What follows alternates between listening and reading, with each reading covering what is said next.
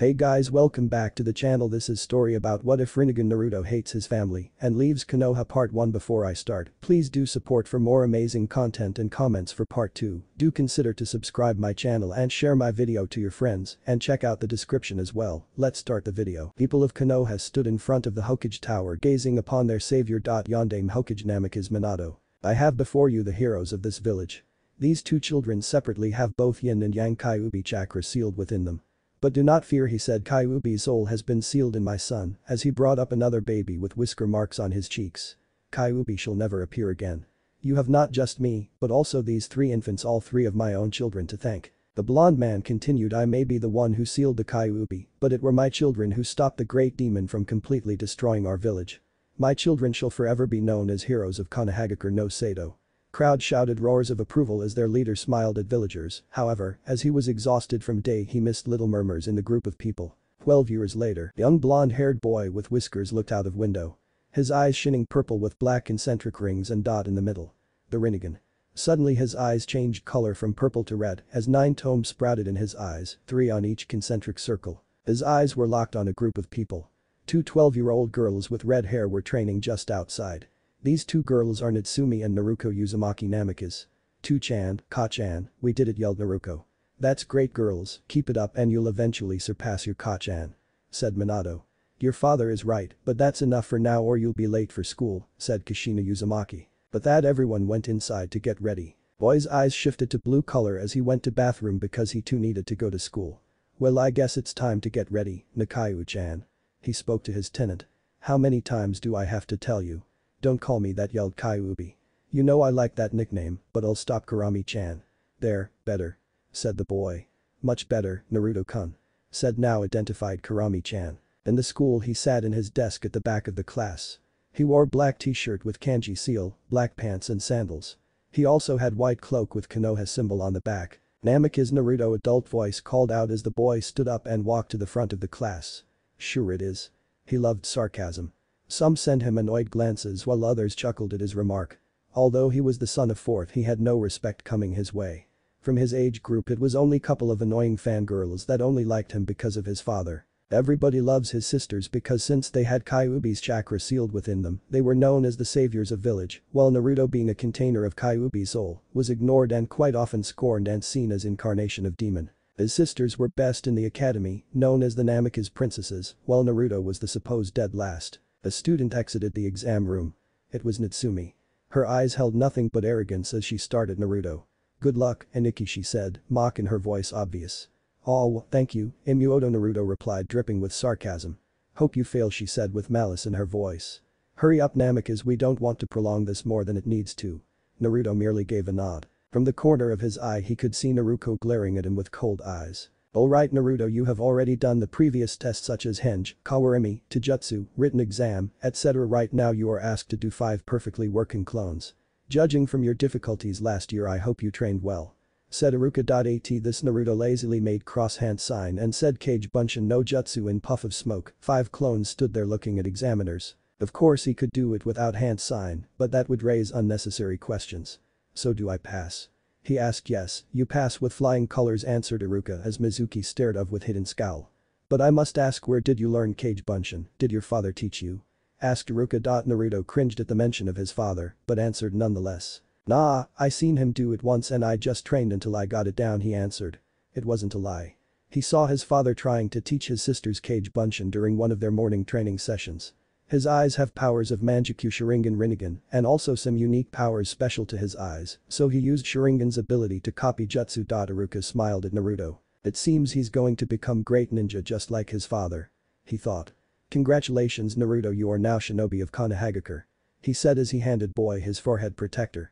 Naruto smiled as he tied the headband on his forehead and walked out of exam room. He sat at his desk, which was just below his sister's desk. I see you somehow managed to pass, said Natsumi. You have some good eyes, Imuoto, said Naruto as Natsumi scowled at him.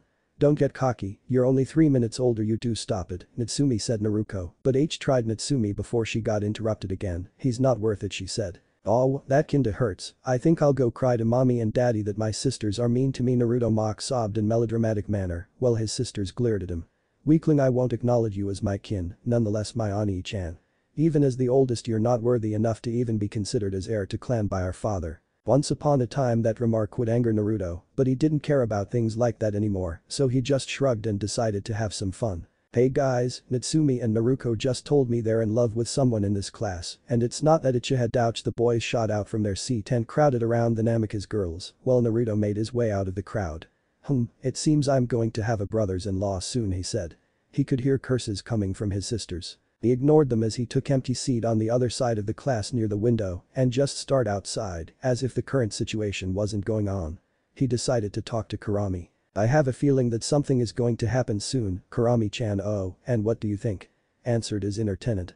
This conversation continued for quite a while when Kurami decided to have a sigh as he went through the memories of obvious resentment from his sisters and neglect of his parents. Sorry Naruto, but your sisters need training in controlling their powers, otherwise they could get or hurt others in the academy.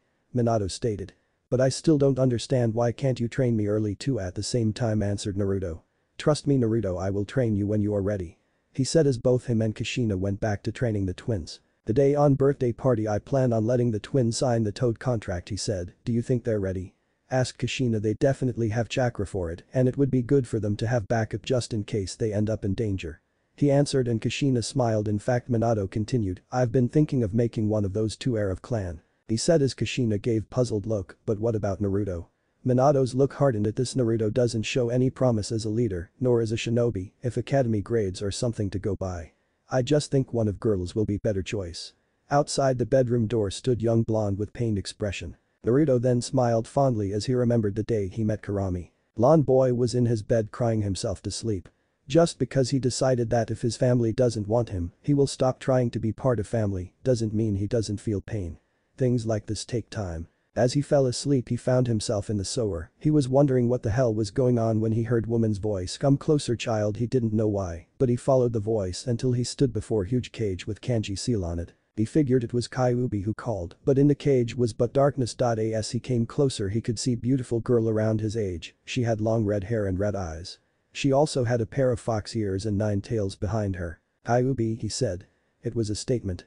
Correct kid, I am Kyuubi no Kitsune, however you can call me Kurami, she said. Ooh okay, why am I here? Asked Naruto. Because it's time for you to learn the truth. Replied Kurami. The truth? He said confused. Yes, now come closer, and he did. He didn't know why, but his instincts were telling him to trust her, so he just did. When he stood in front of her, Kurami brought up her head, which was glowing white, and touched his forehead. As soon as she touched his forehead, Naruto screamed in pain as his eyes started bleeding. When it was done, Naruto was on the ground panting. What did you do? He asked while breathing heavily. I unlocked your hidden power, Naruto-kun. Also I gave you some of my memories so that you know what really happened the day I attacked Konoha. Kurami replied. That's when it clicked as memories started playing before his eyes. Naruto has seen Kurami being ripped out of Kushina, the masked Uchiha, and how she ended inside of him. I see. But who do you mean my hidden power? And why do my eyes hurt? He heard her sigh. Look in the water. I gave you Taijutsu. It has power of both Manjikyu Sharingan and Rinnegan without the drawbacks, plus few other abilities unique to your eyes only. I'm going to train you in your Taijutsu and in using my chakra correctly, not that stupid way your sisters are doing it. They won't be able to master my chakra anyway. You on the other hand, will be able to use KCM, Kyuubi chakra mode, and BM, Bijuu mode. You'll also be capable of Bijuu transformation. Redeed explained. Okay, I get the Taijutsu, but how am I going to use your power when it's sealed within my sisters, Kurami-chan? Naruto asked. Kurami chuckled at him and said, actually I replenished all of my chakra a few minutes after I got sealed into you. So sisters only hold half of my power each. And even so they won't be able to use more than 4 tails of my chakra, since without soul, it's just pure chakra of malice and hate. You on the other hand contain my soul, hence the reason we're talking right now. So what can my eyes do? Asked Naruto curious. He heard about 3 great Taijutsu, but he didn't know much about their abilities. Hell, only thing he knew about Rinnegan was that it belonged to Rakuto Sennin. Well, your Sharingan can copy jutsu, see chakra, see through most genjutsu, cast a genjutsu and predict movements. The Manjikyu gives you Amaterasu, Tsukiyomi and Susanoo. As for your Rinnegan, well there are quite a few abilities like. For example, ability to see chakra, though it's to higher extent than Sharingan, you can also see nature chakra and barriers. You also gain almost perfect chakra control. Unlike Sharingan which copies jutsu, Rinnegan can analyze them and make it easier for you to learn and perfect. You can also create specialized black rods as weapon out of nowhere. If you create clones or use those black rods as chakra conductor to control other bodies, you will be able to share sight with them. Then there are the 6 paths. Eva lets you manipulate gravity at your whim, Pre-talk can absorb chakra with just a simple touch, Anima lets you have multiple contracts and gives you ability to summon creatures special to Rinnegan wielder, Human path gives you the ability to read minds and rip out souls, Asura gives you the ability to customize your own body, and Naraka path gives you the ability to summon King of Hell. There is also the 7th path, Outer path. It gives you the ability to control life and death, use chakra chains similar to your mother's Uzumaki chains, but yours will be able to suck out someone's strength, and chakra you can also summon Jito Meizo and open the pathway to the limbo where you can send your clone. That clone will always be with you and will have same knowledge and powers as you. You will be able to call upon him in battle so like there are 2 of you fighting, but only you will be able to see him. As for your Shin no Mi itself, I don't know its full extent, but it magnifies all of your abilities, such as speed, chakra control, power, etc. Also you can use Shinpo, the god's step, you can teleport anywhere that's in your line of sight. You can also mark places and teleport to them no matter the distance or if you see them. If you place one of those marks on someone, they will be able to call you to them and communicate with you. You will also be able to distort the space a little. In the end to others it'll look like their attacks are passing straight through you. Kind of like Kamui, but it works. I said I don't know full abilities of those eyes, but that's all I know, and it's already enough to call you god by most humans, that is if you master those abilities. Wow, that's so cool, I can't wait, can we start training now? Please. Naruto asked, jumping with excitement. Kurami chuckled at him. We will start tomorrow, you should go to sleep now. I see, well thank you Kurami-chan. Iruka yelled at the group of boys, telling them to sit down, knocking Naruto back to the real world. They all made their way back to their desks with gloom expressions on their faces. The Namikaze girls seemed to be paled and drained of energy, but all the more angry as they gave a glare to Naruto sitting in the far back corner. He glanced at them and back out the window, only barely listening to Iruka's words as he began his rant on what it meant to be a shinobi of Konoha. Every student and their parents gathered outside the academy congratulating their children on their graduation and their promotion as genin of the Leaf. A crimson-haired woman stood outside, standing in the front of the academy with the rest of their parents until she heard a voice catching her attention. Hey Kasen. The older woman turned to see a red-haired girl. Naruko, Natsumi. How was it? Uzumaki Kushina asked as she added Natsumi into the hug. The 2 girls released a hug from their mother. Natsumi pointed to her hit eye on around her head and gave an energetic grin. We passed, it was easy. Naruko nodded in aloof agreement with a small smile graced on her lips. Kushina smiled at her daughters. I'm so proud of you too, if only your father could be here to see you, but he had important business to tend to at the Hokage Tower today. I'm sure he'd love to hear about this tonight over dinner. The girls beamed as they loved to see their father's reaction to their promotion to genin. Kushina smiled brightly, but it dropped when she noticed something out of place. Have you girls seen Naruto? Did he do well? Natsumi shrugged. I saw him walk that way towards town, probably going to that cheap Ichiraku place. He passed, but I think just barely, knowing him. But enough about him, can you show us some more moves we can do with our demon chakra? Kushina was a bit upset with the fact that Naruto wasn't there to meet with them. Lately the boy has been growing distant with the family, but she was sure that he'd be back for dinner at the least. Naruko saw the look of worry that was on her mother's face when Natsumi mentioned Naruto. The girl scowled. Naruko never thought of Naruto as a bother. He was annoying and sarcastic at the least. A weak guy like him being of relation to her was an insult in her opinion, and that was the main reason she disliked her brother. She was actually okay with the fact that he rarely showed when the family would eat breakfast every morning or when their parents would train her and her sister or go on walks around the village. He was a nuisance, and a guy like him making her mother upset made her upset as well. That weakling upsetting Kasama, why did he have to become a ninja? He'll disgrace our name. Kushina smiled at the girls and nodded. I'm sure I can show you girls a thing or two with your Yakai chakra to better your control over it. But first let's head somewhere to have a bite to eat. Okay. Kushina and Natsumi began walking off into the green light district of the village, but stopped to look back at the remaining Naruko, who stood still looking off into the distance as the other families began ushering their children away from the academy. Neri-chan. Are you coming? Natsumi looked at her sister. I think I'll go look for Naruto, she said with cold voice before journeying in the opposite direction. Kushina and Natsumi just stared in confusion. Well, I'll be sure to fetch him back home before 6. I don't want you kids missing dinner. Okay Ka-chan, Naruko stated in the distance as she leaped onto a nearby building and began hopping from rooftop to rooftop. Kushina and Natsumi turned and began walking in the other direction, only to be stopped by a group of villagers asking for their autographs. Naruto just left a certain place as he was watching the leaves fall as he breathed in heavily. This training ground was the only spot that he could train by himself without interruption, since no one dared to enter it. Training ground 44. No one besides Anko Mitarashi. He first met Anko when he ran in the forest because of one of the fox hunts, and having similar lives they quickly became friends. Besides Kurami, Am, Yugao and Anko, no one knew his true abilities. Naruto had a natural affinity for wind, but when Kurami activated his Taijutsu he gained fire, water, earth, lightning, gravity, yin and yang. He could actually combine elements to create sub-elements. Kurami informed him it's probably because of his eyes. Shin no Midato. The outskirts of the forest of the death. Naruto's gaze fell to the sky and the passing clouds. You can come out now, Naruto. A moment of silence can be heard before a figure jumped into the clearing and began to proceed forward. She stopped 10 feet away from the blonde boy and just stood staring at him with cold eyes. What do you need, Imuoto? Naruto stated with a bored voice as he placed his hands in his pockets. Why must I be of kin to someone like you? You came all the way here to ask that. It's dangerous here. What would mother and father say if they knew you were here? Don't worry, I won't tell them. As for your question, I don't know, same parents maybe. That might be it right there. I think I don't know, what do you think? Naruto said sarcastically. Today was just lovely. Naruto formed a fighting stance that he recognized quite quickly to be the kata for the taijutsu that his father used. His face darkened at this.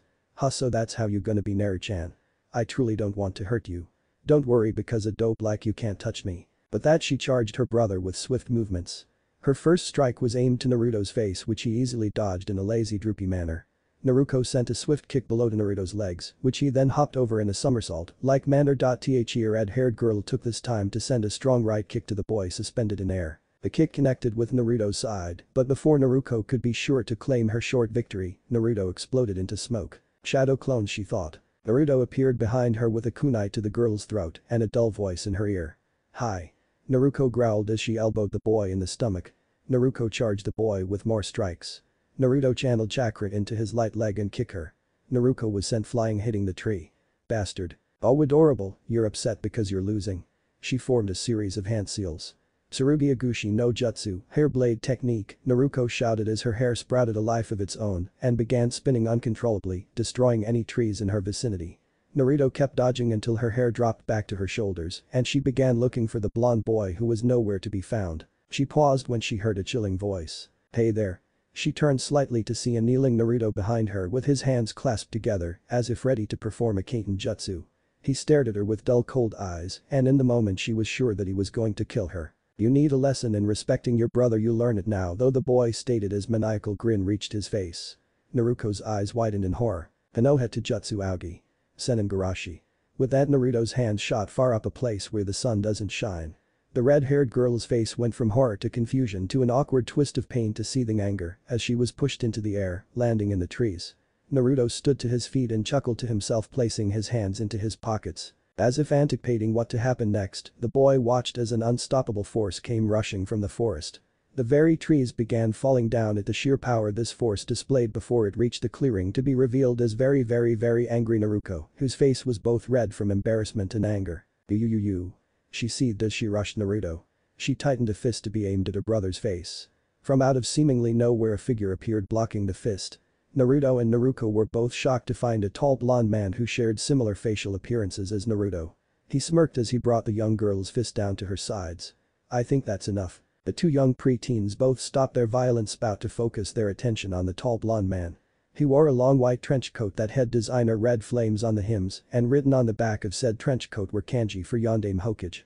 Under his trench coat was a standard Konoha Jonin vest and navy blue shinboi shirt, pants, and sandals. He had an all-knowing small plastered-on she face with his eyes gently closed. Naruto seethed at her brother Naruto before looking out to the taller blonde with a worried face. But Sama, he started it. The young Hokage looked between the two youngsters. Is that so? Well, he turned his attention to Naruto, who held an overall cold and indifferent expression to the current situation. I'm sure he is sorry, isn't that right, Naruto? The blonde boy in questioning said nothing as he looked up to his father with his dull sapphire eyes.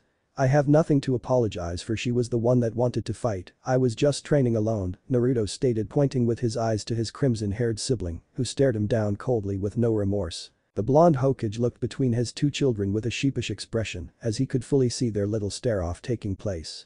Bringing them into a tight hug much to their surprise and relative reactions, he chuckled lightly. Now my children, no need to fight, yeah, no need to fight, Naruto, you bully. Shut it, you dope. Calm down, you two. Yeah, calm down, Naruto. I am calm, being near a doofus like you, just shut up, you two. The two kids paused at the outburst by their father, as who seemed to be rather agitated with their behaviors. Now I will have no more of this when we get back home to the estate. I heard from your mother that you two along with your sister have passed your exams and become shinobi in the ranks. The two stared at the man, Naruto out of somewhat fear of her father and Naruto with dull disinterest. Now how am I supposed to allow shinobi who childishly bicker with one another over menial things to even protect what actually matters, the village? The two stayed silent. Naruto, I want you to stop antagonizing your brother, and Naruto, the blonde man, turned to his only son who stared back coldly. I want you to act more mature. You're the eldest, act like it. I can only assume by how you usually do in the academy that you only passed by the skin of your teeth, which leaves no room for you to behave childishly. Naruto stared at the man. If he would have been paying more attention, he would have known that boy had gradually improved through hard work over the years since the first year of the academy, without his help. The blonde boy was as calm as ever, while his father seemingly chewed him out. He didn't even listen to what he has to say. Okage-sama. The three were interrupted by the entrance of a group of 3 Anbu entering the clearing of the training grounds. We have urgent news, your wife Namikaze Kushina and daughter Namikaze Natsumi have been attacked, and the absence of Namikaze Natsumi has shown that she has been kidnapped and taken from the scene of the crime. Naruto and Minato Namikaze held a shocked expression at the new news, while Naruto sat silent listening to the rest of the details. What? Kushina-sama has been stated to be safe, but with slight injury which we have her tended to at the nearby hospital. We have found no current trace of said person who has captured Natsumi-sama, but we are sure that they are of a shinobi in our ranks. We have already issued an underground Anbu search to find her, but we have been out of luck with no clues for the moment, stated the Anbu Black Op, with the mask of a cat. This was Yugao Yuzuki, one of Naruto's few precious people. Say no more. The older Namikaze rose to his feet. Come, we must inform the ranks and issue an all-out search. We will find her, am I clear? Yes, sir. Naruto waved at her and she waved back. The blonde man looked down behind him to Naruto and Naruko. Naruko holding an upset expression while Naruto looked indifferent. I want you two to head home immediately. I can't risk the both of you getting captured also. That is not only an order as your father, but an order as your Hokage, understand? Naruto and Naruko nodded, although the red-haired girl's was a more shaken gesture. In an instant both the group and Anbu and the yondaime disappeared in a swirl of leaves. I shouldn't have left them, Naruko muttered to herself as she stood shaken in the clearing. Naruto began walking off the grounds. Naruko spotted this and immediately scowled. Where are you going? Naruto didn't even look over his shoulder. Home. Aren't you even worried about Natsumi? She could be hurt or worse. You're just terrible. You're just going to walk. Well, I'm not really family, so it doesn't really matter, right? You said it yourself. Naruto paused a good few feet away from her. The wind blowing between the two with the leaves scattering from their places on the branches of the trees. The weakening and embarrassment to both the Namikaze and Uzumaki name couldn't possibly be able to fix a situation like this, so it's pointless, right? Right.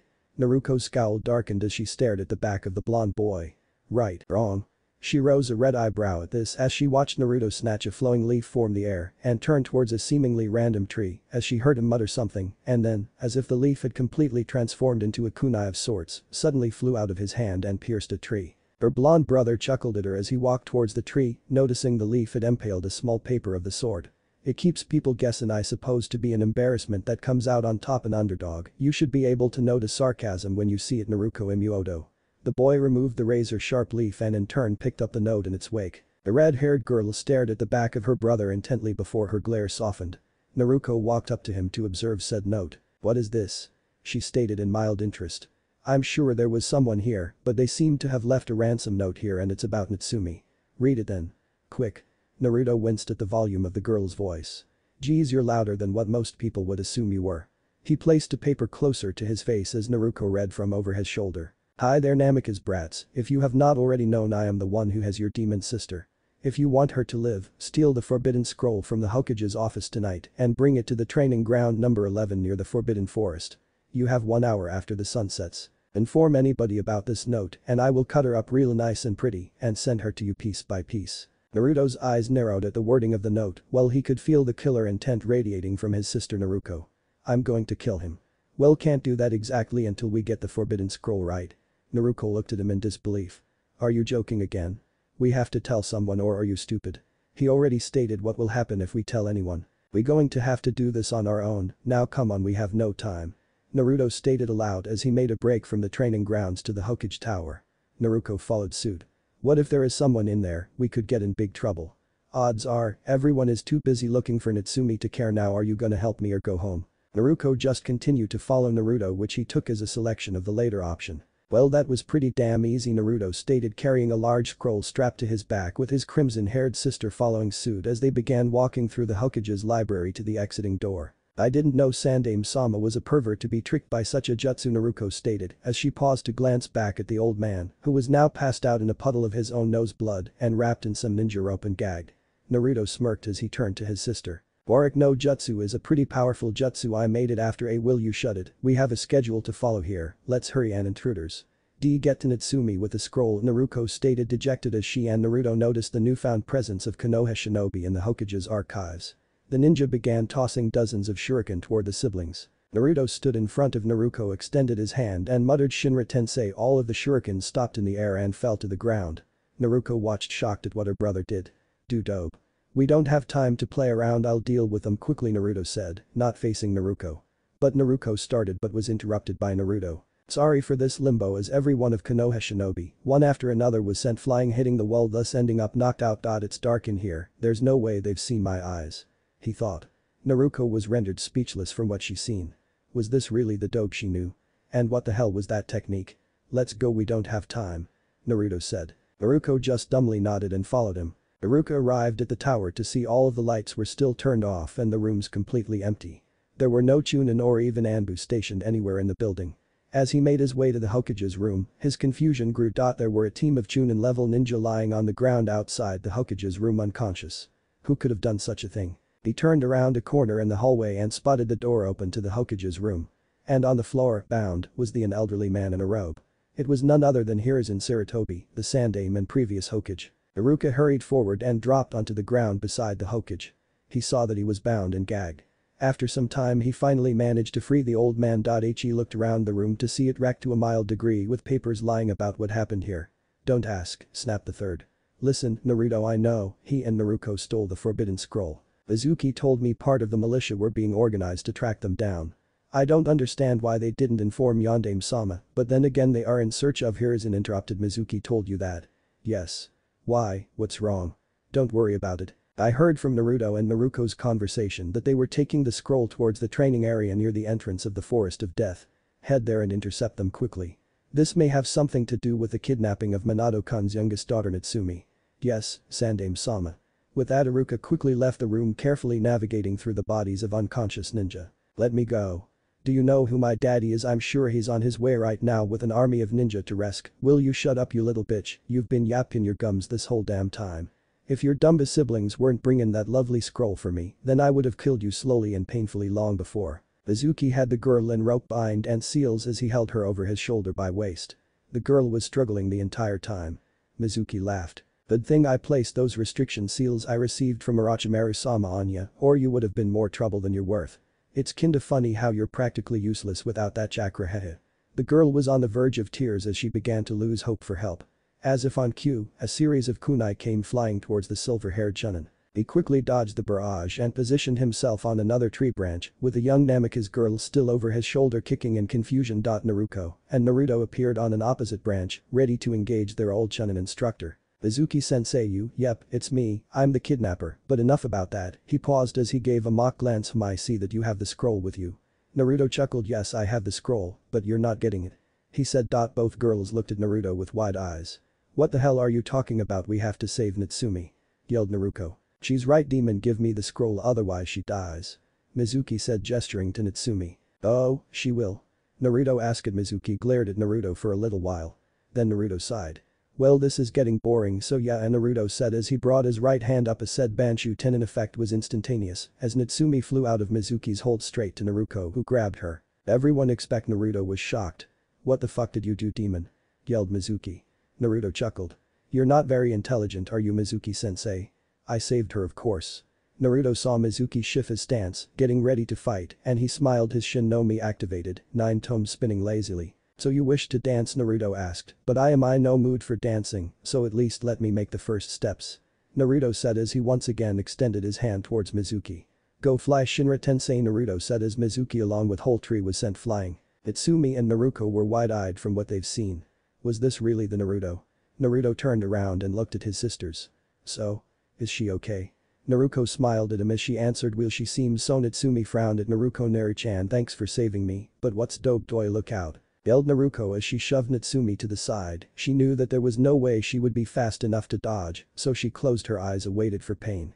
However, it never came. After a while she opened her eyes and what she saw was Naruto on his knees coughing blood because of giant shrunken in his back. Damn, I let my guard down. Said Naruto between coughs. He looked to the side to see if Natsumi was alright. And she was. She, just like her sister, was staring wide-eyed at Naruto. He let out chuckle. Damn, Imbuatu, look what you did to your sister, you almost knocked her out. I thought you two were close. Anyway, now to take care of traitor. He said as he ripped the giant shuriken out of his back and coughed more blood. Mizuki laughed at young blonde. You? Take care of me? You're barely even alive, what can you do?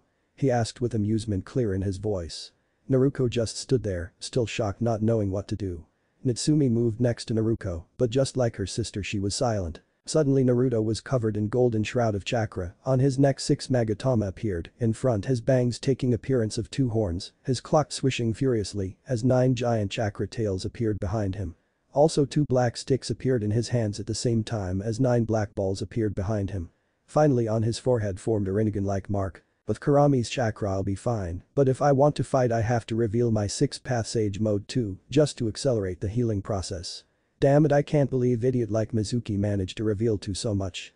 Naruto thought as he stood up, still facing his sisters, which meant his back was still turned towards Mizuki. Now, Naruto knew that was kind of risky, but he hoped Kurami-chan's power would intimidate him enough to freeze at least for a moment. He wanted Mizuki to see with his own 2 eyes, he wanted him to witness how quickly his injury healed, so his morale would drop even more. Mizuki's eyes widened as the injury was healed in the matter of few seconds, as Naruto turned around his Shin-no-Mi activated. This is the Senjutsu of the 6 paths. The sticks and Gudadama behind me are proof of how powerful it is, as it is Sisachal manifestation of its power. However, that's not all.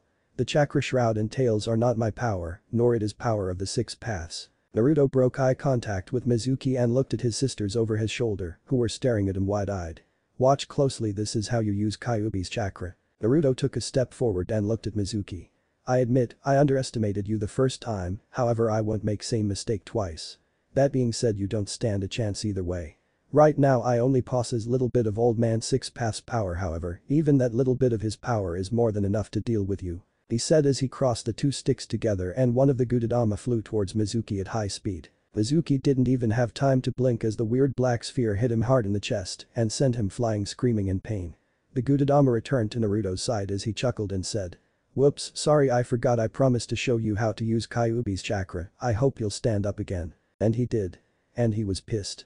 Mizuki stared at Naruto with hate in his eyes as blood dripped down his chin. You fucking demon, I'll kill you with the power Orochimaru-sama gave me. As he activated his curse mark, slowly gaining a beastly look. The girls looked at the scene in awe. Was their brother always this powerful? This chakra was so huge, but it didn't feel evil at all, was it truly Kyuubi's chakra? They were snapped out of their musing by a demonic-sounding roar coming from Mizuki. I'll kill you demons. He yelled as Naruto shivered in fear by the predatory look on his face. Then Naruto wsh before she could finish she was interrupted by chuckling Naruto. Don't worry Imuoto, he's drawing in natural energy, although it is kind of more evil, that beastly transformation is merely a bastardized version of Sage Mode. Now watch how to use Bijuu's chakra. As he said that 2 chakra hands came out of his shroud, at the same time the black sticks in his hand dissipated and reformed a 10th Gudadama in the middle of previous 9, as he brought his 4 hands before him and little dark bluish orbs started forming in his hand. Cho mini Bijuudama, he yelled as he ran at Mizuki and smashed the Bijuudama in his gut. From Mizuki's point of view he just appeared in front of Mizuki in yellow flash. Both girls had it same. Mizuki didn't even yell in pain as he was sent flying and then the Bijuudama exploded in massive fiery dome. Damn it, I went overboard again, Anko-chan told me not to use that move unless necessary. Said Naruto as he stood in front of dead Mizuki. He went to Naruto and looked at her. You okay? He asked as his chakra shroud dissipated and 2 black sticks reappeared in his hands. And the girls were once again shocked. Wow. Is that how to really use that chakra? But it's so much different than what Ka-san teaches us with Kyuubi's chakra. Come to think of it, how? We have the power sealed within us, how can he wield it? Perhaps Kyuubi regained K. They were cut off from their similar thoughts as their brother showed in front of them and asked something. What? Naruto asked as she watched Naruto's chakra shroud disappear and black sticks reform in his hands. I ask if you are okay, he asked as he brought the sticks together and they formed a Shikujo. On one end it had an incomplete circle that kind of resembled a crescent moon, while on the other end there was a circle with 5 smaller circles wrapped around it. Naruto watched in fascination as he leaned on it before she answered. Yeah, we are fine, thanks. And thanks for saving me too. She said as she looked at the 9 Gudetama behind him. What are those weird black things? She asked curious. Naruto chuckled at her. I already screwed up and they've seen them so it doesn't matter. He thought before answering they are called Gudetama and I can control both them and the Shikujo in very similar way. As I said before to Mizuki team, both Shikujo and the Gudetama are manifestations of the sage mode of the 6 paths. He answered before he continued, but I bet you are more interested in the fact that I can use Kyuubi's chakra, right? Naruto nodded at her brother. Then let's go to my mindscape, he said. He touched both of his sisters' foreheads and suddenly they were in front of a waterfall. Girls looked around to see beautiful woods and animals running around. They also saw a house. Let's go meet Kyuubi. He said as he went towards the house. Girls simply followed as they entered a house. A beautiful girl around their age with cute fox ears on top of her head and 9 tails came out of kitchen to greet them. Naruto, seeing the 9 tails, immediately connected the dots as she yelled Kyuubi. As she was getting ready to fight. Kyuubi looked amused as she continued to walk towards them. Natsumi now in fighting stance, ready to fight as well. Ignoring their antics, he walked towards Kurami. Hello Kurami-chan. He said as he gave her kiss, which she returned. Why hello Naruto-kun, why are the brats here? Naruto turned towards his sisters and said, this is Kurami-chan, or as you know her, the Kyuubi no Kitsune. Now then, we have lots to talk about, so let's not waste time.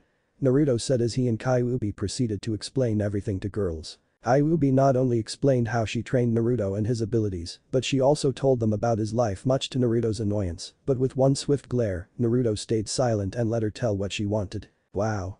That's a lot to take in. Said Naruto after everything was out. I'm sorry Naruto, she said. Oh, look, my adorable little sister actually called me by my name. We're becoming so close. Said amused Naruto as Kurami giggled little. Shut up, idiot, yelled angrily Naruto as Naruto and Kurami both erupted in laughter. Soon both girls started laughing too. Oh, and by the way, said Kurami seriously, don't try to control my chakra unless you get rid of your inner hatred, otherwise you won't be able to use my chakra properly. That and the way you're doing it now is shortening your lifespan. Also, you won't be able to control more than 4 tails, even if you get rid of your hatred. She explained while girls looked at her. What do you mean inner hatred? You'll have to find out yourself, just like Naruto-kun did. Girls groaned but thanked for a piece of advice nevertheless. Don't thank me, if it was up to me I would let both you get consumed by rage for what you did to Naruto, but he made it clear he doesn't want any harm to come to you too, so thank him. Oh, it seems Iruka found us. He's close and out there, my sage mode is still active and I don't want him to see it. We have to go, I'll see you later Kurami-chan. He gave a peck on lips before both him and girls disappeared from his mindscape. Well, today was certainly fun, he said as Rinnegan-like mark on his forehead disappeared along with the Gudetama and the Shikujo. Few seconds later Iruka dropped to the clearing. There you are, what the hell happened here? The next day, Naruto had woken up to Kurami yelling at him to wake up, causing him to jump out of bed and face plant on the floor. What the fuck, Kurami-chan? He asked his tenant. Don't what the fuck me just cause you can't continue your hibernation, you're gonna be late to school. Get up and get ready, she said. Hibernation? I'm not a bear, you know. He replied before he suddenly became annoyed as Kurami's word hit him. Wait, did you say late to school? I'm late 90% of school, I don't see the big deal, I'm going back to sleep. It was true, most of the time Naruto was late. Previous day he was on time only because he was already awake and would be bored at home, so he decided to go to the academy sooner than normally, well for him anyway. Get up Dumbus, it's last day of the academy, today are the team placements, if you'll be late they may kick you out of team or replace you with someone else. Naruto, who was already lying in bed again with his eyes closed, groaned out of frustration. She's got a point. Damn, it looks like I've got no choice, he thought as he got up and went to the bathroom to do the morning ritual. Iruka-sensei will chew me out again if I'm late, won't he? He asked, getting a response from Redeed.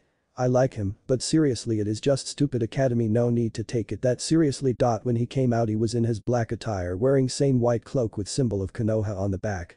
He looked at the clock. See Rito-kun, you're late already. He was late indeed. He activated his Shin no Mi and teleported to the marker he had near the academy. The academy. Okay students.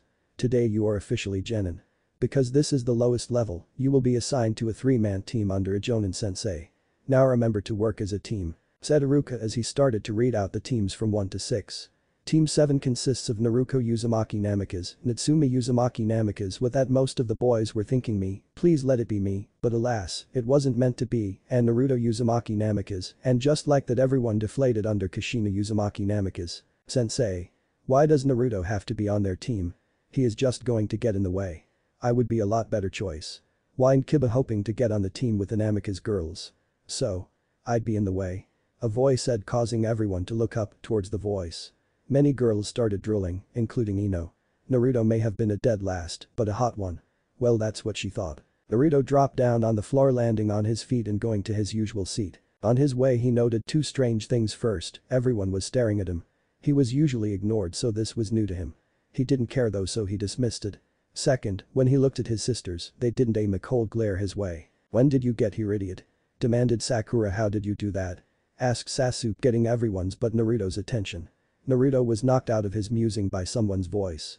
He stopped and turned around to see both Sakura and Sasuke looking at him, expression on their faces clearly read, "I'm awaiting an answer, loser." And Naruto, being prankster and easygoing person he was, decided that it was time to lighten up the mood a little bit.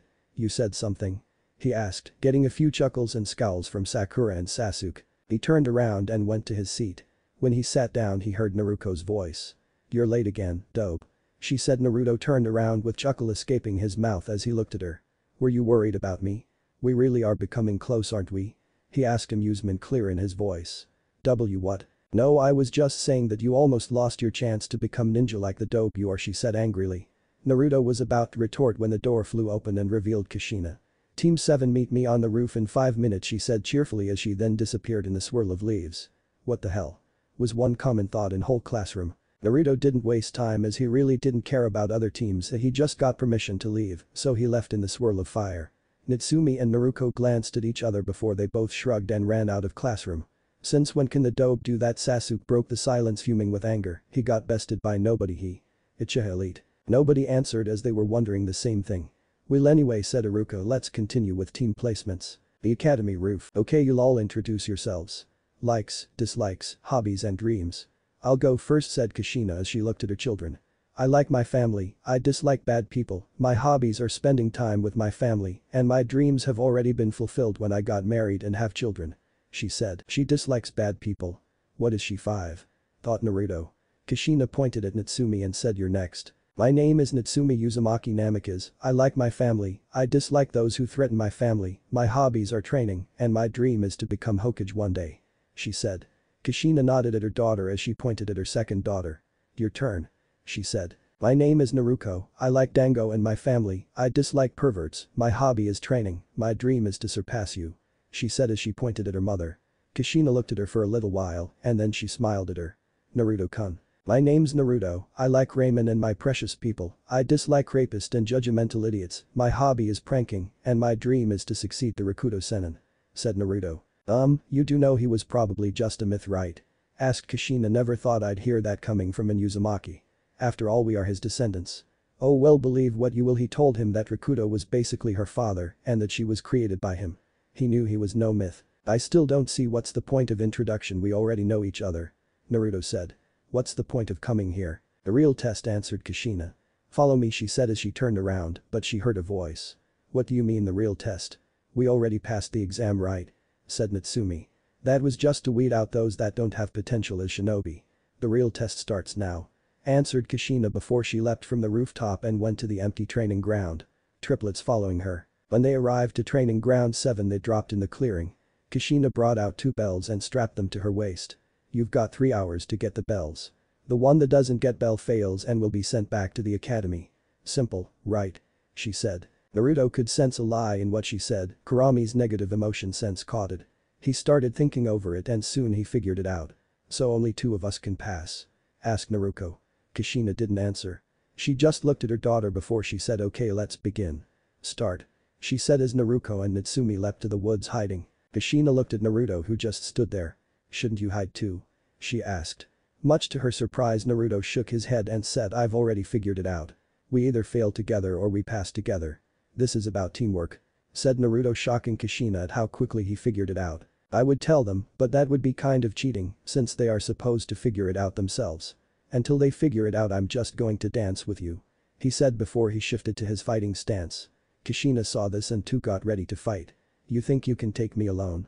she asked with small grin on her face. She wanted to see what he was capable of. Naruto didn't answer, instead he just ran towards his mother with mid-jounin speed.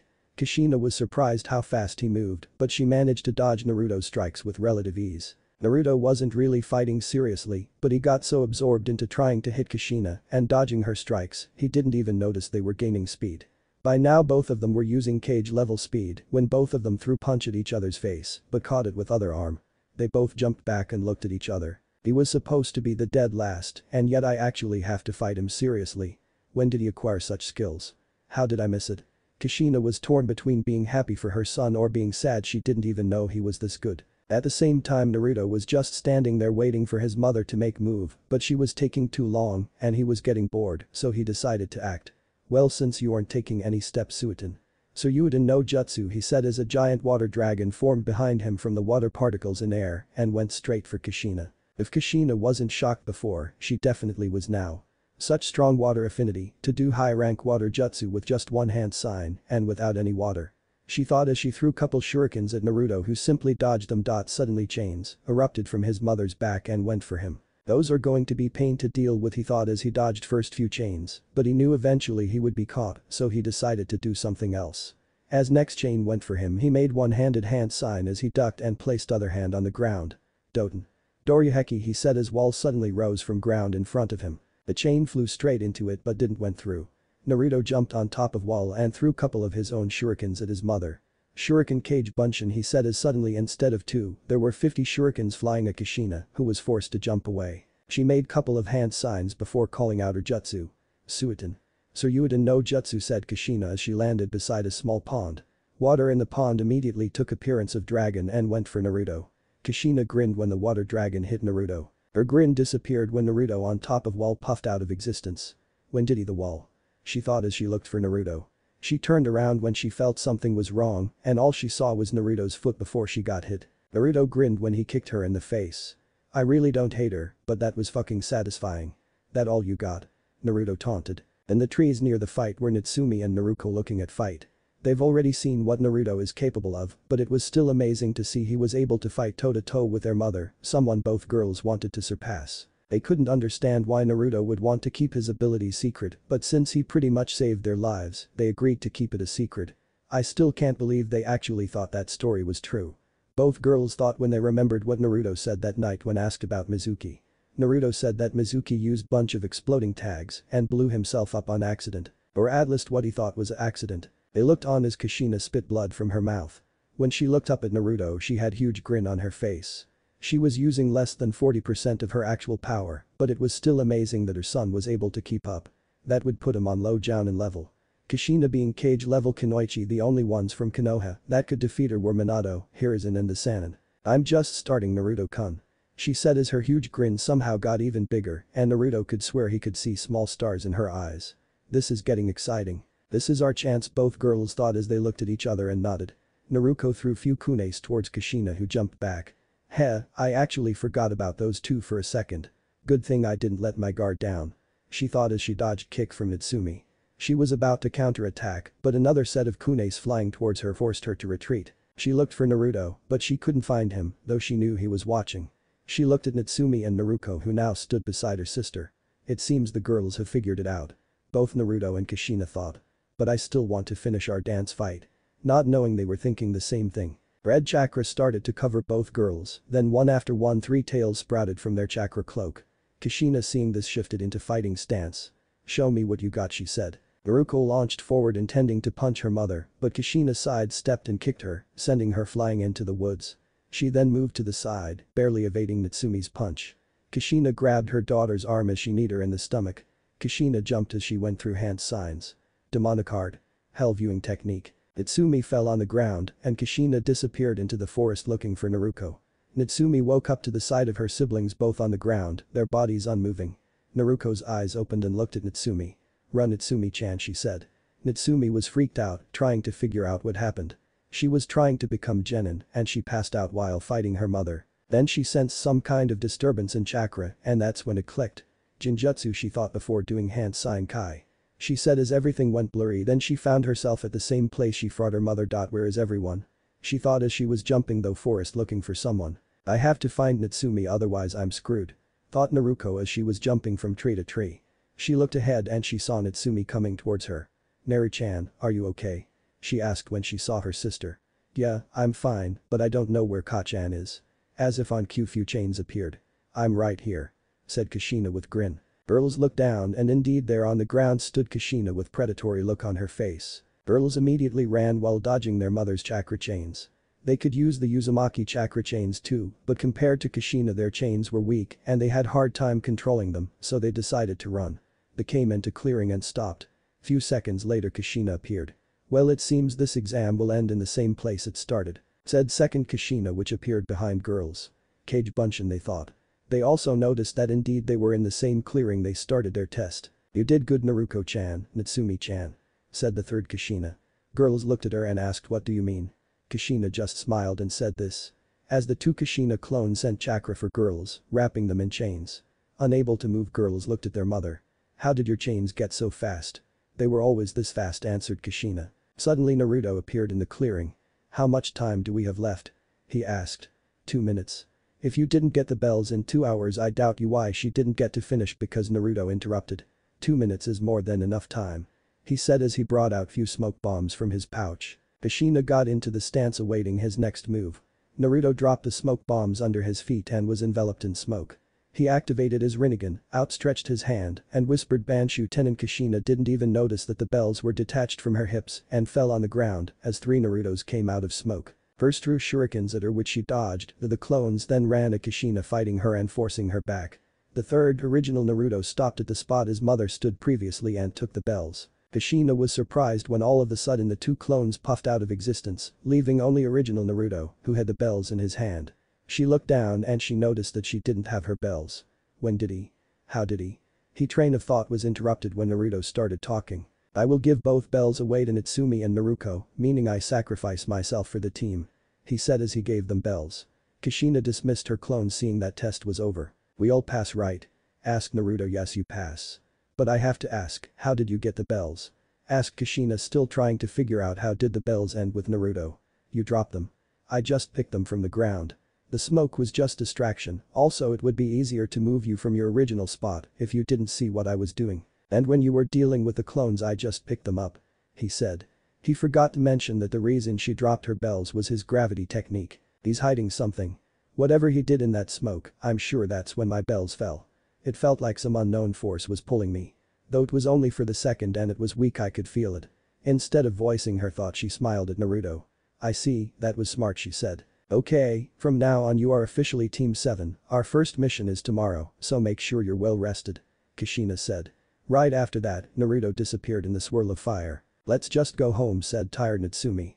Naruko nodded her head, she needed to relax. Kushina sighed. Fine, let's go. Lately I'm worried about him, she said.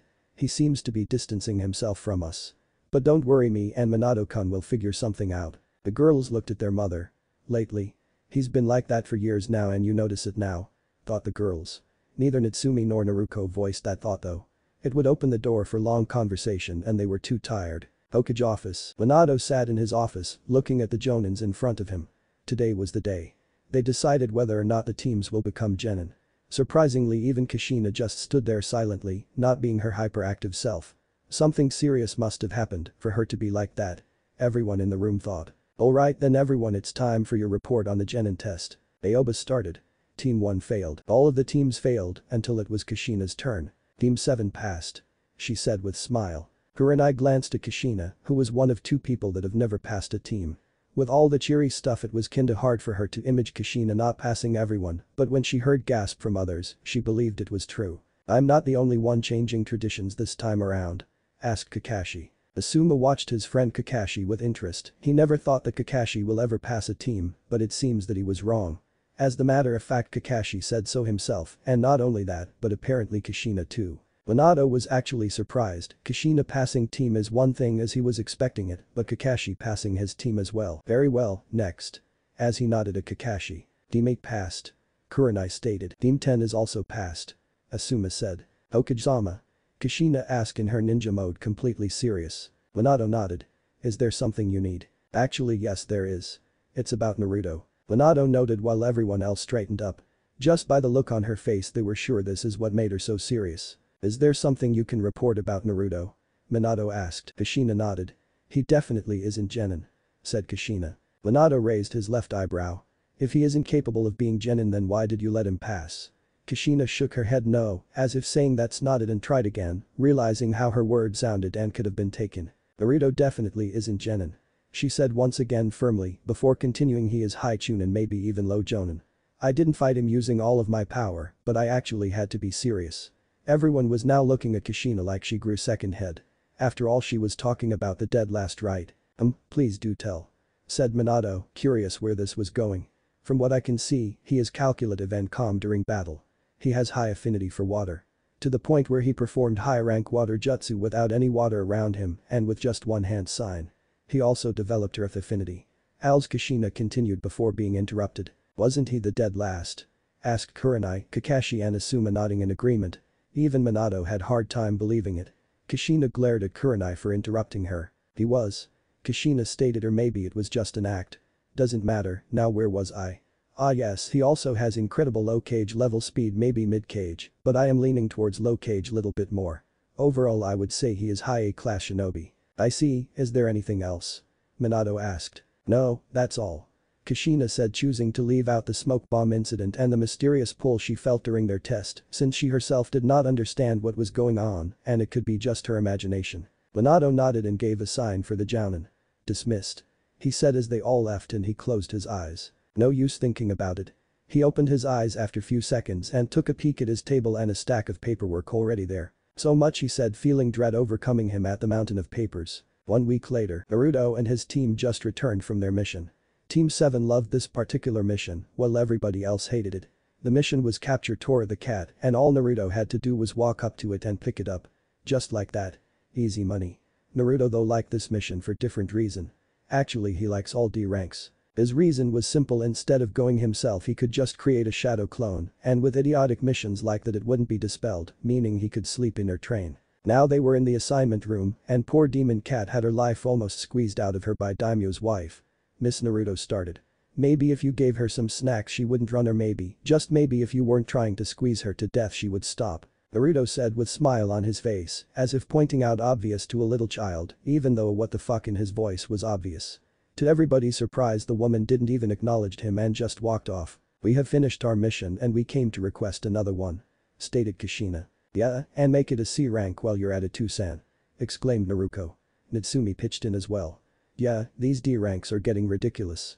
Naruto for his part stayed silent since it would work for him either way. Iruka didn't like the way things were going, so he responded. You've only been shinobi 1 week, you're not ready for harder missions. This time Naruto intercepted. You are right.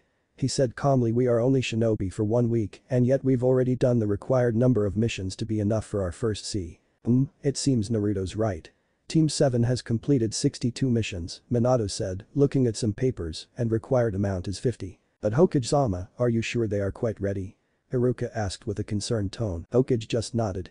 Yes, I believe that is right. After all, it's only a C rank and Kushina is with them. If you say so. Iruka just accepted it quietly until a knock from the door came. Come in. Hokage ordered. Door opened and man with straw hat and simple civilian clothes walked in. He held a bottle of sake as he looked at Team 7. Is this my escort team? 3 brats and a woman? He asked. Who are you calling brat, you old drunk? Exclaimed Natsumi as she jumped and the old man trying to punch him. Trying being the key word. As she came close her hand was stopped by someone else. She looked at owner and saw Naruto. Now killing the client before the mission even starts wouldn't be very beneficial for the village Imuodo. He said with chuckle. Tazuna looked at Naruto, then he looked at Natsumi, and who are you calling drunk? My name is Tazuna, the master bridge builder. Naruto chuckled. You have nothing to worry about, Tazuna-san. He said. Well, if you say so, meet me at the gate in 3 hours. We need to get there fast. With that he left. Kushina looked at the door for a while, then she looked at Minato. Well, it seems we will begin our mission soon. She mused out loud. But that said, Naruto walked out and went to Ichiraku for some ramen, and he also wanted to spend some time with AM, while the girls were excited about their first C rank and went home with Kushina to get ready for mission. 3 hours later at the main gate, Naruto was walking through the village to the gate. He looked impassive on the outside, but on the inside he was excited. His first mission outside the village. He was excited about the new challenges, people he would meet and just seeing the world. He was also excited because his first mission was in Wave and there just so happened to be a certain island that Naruto wanted to check out. As he reached the gate he realized he was late. His teammates along with Tazuna stood in front of the gate waiting for him. There was this old lady that need my help to cross the street and on my way here I saw a black cat, so I had to turn around and take the long way around the village. Naruto said with an innocent smile, making his team and Tazuna sweat drop. At the same time Kakashi stood in the assignment room with his team when he suddenly dropped down on his knees and started crying and I'm tears, constantly saying someone is idolizing me. Alright then let's go, we move at diamond formation, I am going to take up the rear, Natsumi you take the left, Naruto you take the right, while Naruto you take the front. Kushina ordered. But that all of them walked to Nami no Kuni. On the way, Natsumi asked if there are ninja there, but instead of Tazuna, it was Kushina who explained it. After the explanation was over the team walked in the silence for a little while until they saw a small puddle. It hasn't rained for quite the time thought Naruto, before activating his Sharingan, 3 tomos spinning lazily in his eyes, and he looked at the puddle, immediately seeing through the Genjutsu. He stopped the chakra flow to his eyes as he turned around to look at his mother, who gave him a subtle shake of a head, as if saying don't do anything yet. He then looked at Natsumi who was acting normally, except he could tell she was stiff. Naruto on the other hand seemed confused, she looked like she knew something was coming, but she just couldn't figure out what it was. When they passed the puddle, 2 masked chain-wielding ninja emerged from the water and went for Kushina. Kushina dropped to the floor, and 2 masked individuals went straight for Tazuna, ignoring the fact that the girls were in their way. "Ka-san," yelled Naruto worried about her mother. Natsumi stood in front of Tazuna, but she seemed nervous, as if she was frozen on her spot from what she just witnessed. Naruto didn't waste time when he saw the masked individuals were about to attack Tazuna and Natsumi. Naruto appeared in front of Natsumi, throwing 2 kunes at each attacker. Masked individuals both dodged effortlessly and threw their chains at young Jinchuriki. Seeing this Naruto made one hand seal and touched the ground with his free hand as he called out Doten. "Doryuheki," he said and at the same time a mud wall emerged from the ground in front of him. Naruto made a clone of himself and the moment the chains hit the wall, both clone Naruto and original shot towards their opponents at cage level speed and punched them in the face with chakra enhanced punch, sending them flying both of them hitting the tree. 2 blondes then made hand seal and took deep breath. "Suiton. Saganden." Both clones exclaimed at the same time as both started spitting water bullets at their respective targets. When the duo stopped spitting bullets, they saw both of their assailants unconscious. The clone dispelled itself and the original took some ninja rope and tied them to the tree. "You know, you could have helped any time," Naruto suddenly said seemingly to no one. Then Kushina showed up with cheery smile on her face as she said I wanted to see if you could handle yourselves without me." 2 girls that had been staring at the masked men with cold eyes suddenly whirled around when they heard their mother's voice. "Hachan Naruto and Natsumi both exclaimed you're okay," said Natsumi. Kushina just pointed behind the girls where her corpse used to be only for girls to find skewered logs. "You didn't think it was that easy to get rid of me, did you?" She smirked. "Anyway Naruto cut and you know those 2," he said as he pointed at 2 now conscious mask-wearing ninjas. Gozu and Maizu, also known as the Demon Brothers, both Chunin level, Kiri Nukenin, known for working with Zabuza, the Demon of the Mist on quite a few occasions. Said Kushina as she turned to regard the Demon Brothers. "What do we owe the pleasure of meeting you here?" Said Kushina with a smile that promised pain. Gozu snorted at Kushina. "I'd rather die than tell you," he said. "Is that so?" Naruto cut in with small chuckle. "I can get whatever info we need, but they'll probably die. That is if they don't start talking like right now," Naruto said to Kushina. "Just give me 2 minutes with them alone," he said as he turned to Gozu and Maizu. He felt a hand on his shoulder, looking back he found his mother looking at him. "If they talk, let them live," she said sternly. Naruto frowned at her.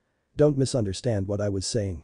The technique I have will allow me to get the information we need since we cannot be sure from just that little exchange a little while ago, but it will kill them in return, that's why I said that if they don't start talking right now they will die." But that Naruto turned around and regarded the Demon Brothers. "Now listen closely you 2. Even if you won't talk I can get the information I need from you, so you will just die in vain," he said in serious manner, slowly walking towards the 2. 2 minutes. He heard Kushina's voice. "Come on girls, Tazuna-san, let's leave them alone for a little while." He turned around to see Kushina looking at him with sad, worried eyes, rubbing the back of her shoulder. When she turned around he could see a slight glow coming from the spot she just rubbed before it disappeared. Naruto narrowed his eyes a little. He noticed his mother rubbing that particular spot a lot lately, but this was the first time he noticed a glow. He didn't dwell on it, instead he just put it on the back of his mind for later thought and turned to Demon Brothers. So he said calmly, "Here's the deal. If you start talking I will let you live, if you won't I will simply take the information I need and you will die needlessly. I will only ask this once. Are you going to talk?" He asked simply. "No. Your bluffs won't work on us," said Maizu. Yeah, you just want to scare us to reveal some informations. Well, that's not happening. Said Gozu. Naruto sighed. Whoever said I was bluffing? He said as he activated Rinnegan. The demon brothers gasped when they saw the legendary Taijutsu. The Rinnegan has amazing powers, and tearing out my opponent's souls and gaining their memories is one of them. He said as he placed his hand on top of Gozu's head and muttered ninjutsu. Naruto slowly started removing his hand from Gozu's head, and Maizu's eyes grew wide when he saw something akin to screaming soul come out of Gozu. Then Naruto yanked his hand high up and tore the soul out, absorbing the memories of the masked nin. He turned to a horrified-looking Maizu and said, "Your turn, Maizu." Naruto said, and Maizu's eyes grew wide. This kid wasn't bluffing. He could actually take what he wanted from the beginning. When Maizu realized this, he quickly started talking. "No point in dying if the info gets out anyway. We hired by G Gato." Naruto interrupted. "Don't bother anymore, I can't let you live. The moment you saw my eyes you were dead. I can't let the information like that out," he said as he placed his hand on top of Maizu's head. With another mutter of ninjutsu, Naruto ripped out Maizu's soul and absorbed its memories. "Rest in peace," he said as he closed his eyes and paid his respects. After a minute he turned around and walked back to his team. When he came there he directed Kai at Tazuna, who almost pissed his pants. "Tazuna-san, care to explain to my teammates why are B-rank nuke nin trying to kill you when we are supposed to be protecting you from bandits, considering that this is a C rank?" Kushina nodded. Naruto is right, this mission wasn't supposed to involve protection from other ninja. This mission has now become an A rank. Team of Fresh Genin has no business handling such mission. "Tell us the truth now," Kushina said, releasing her own Kai at Tazuna, who was sweating. He thought about it for a little bit before he decided to tell them the truth. "Our country doesn't have enough money for such a high-ranking mission. So instead I lied about it being bandits and paid for a C rank. Gato hired these ninja because he wants to stop the bridge from being built." Kushina seemed to be thinking, well, considering this is dangerous mission and all of you guys are genin, I say we return to the village. What about you guys? What do you think? Naruto was the first to answer. "I say we continue. If we just abandoned a client in the middle of the mission, won't it be bad reputation for Konoha? Besides, it would not sit well with me." Both Natsumi and Naruto nodded. "For once I agree with the dope," they said in unison. "Well, if you guys say so, I guess that is agreeable. I will be sending some of my summons back to village to inform them of the current situation." Minute later Kushina came back to the group. "Since that has been taken care of we go," she said in her usual cheery manner. Nami no Kuni. After the continuation of the mission and its change from C to A rank, Team 7 found themselves in the diamond formation once again as they arrived to Nami no Kuni. It was rather foggy, but somehow no one seemed to notice. Suddenly Naruto took out Kune and threw it into one of the nearby bushes. "What are you doing?" Natsumi asked. Naruto didn't answer as he slowly came towards the bush to see what he hit. When he came close, a white rabbit ran out of bush. Surprised, Naruto scooped the rabbit up in her arms. "What the hell are you doing? You almost killed him, idiot," Naruto said, but when she saw the serious expression on Naruto's face, she started looking around, then she heard a whirling sound. "Look out. Everybody on the ground." Kushina yelled, tackling Tazuna and Natsumi with her, while Naruto tackled Naruto. Everybody stood up and turned around to see a giant cleaver-like sword embedded in the tree. On the sword in front of them stood a masculine man with pale skin, short spiky black hair, brown eyes and small eyebrows. He was wearing bandages over the bottom half of his face. He wore his hideate sideways on his head. He was shirtless, wearing baggy pants with stripped pattern. Kushina looked at him, then at his sword, which she recognized as the Kubikirabacho. She stood in front of everybody protectively. "Aka no Shai, Kushina Uzumaki Namikaze, no wonder the demon brothers failed," the man said. "Zabuza, the demon of the mist, a rank missing nin of Kurigakure no Sato, I am truly sorry to disappoint you, but I am not the one who defeated them. My cute little genin took care of them." Zabuza snorted in disbelief. "Those brats over there wouldn't stand a chance against the demon brothers by themselves. Don't make me laugh. Zabuza Mamachi," Naruto said calmly as he stood next to Kushina. He looked at her and continued. "Go ahead, he's all yours. I'll watch them," he said, slowly backing up as he stopped in front of the girls and Tazuna. Kushina looked at him out of corner of her eye, as if studying him. After a little while she sighed and faced Zabuza. "Naruto, Natsumi, Naruto, guard Tazuna, I will take care of this." Despite the fact that Natsumi hated to be left out, she complied, knowing that she stood no chance against Zabuza. Naruto simply nodded her head. Zabuza looked at Naruto, who was calmly watching him. Zabuza smirked under his mask. "It seems that you've got some guts, boy," but still he rushed towards Kushina, who was just standing still in one place. "After I deal with her, you guys are next." Zabuza finished his sentence. Zabuza was already smirking in victory, but that smirk didn't last long when suddenly chains exploded from Kushina's back, holding the sword off. Then suddenly chains yanked him forward, only for him to meet face to fist with Kushina. He was sent flying through the air and landed on the river. He stood up and started forming hand seals. Ninpu. Kurigaku no Jutsu.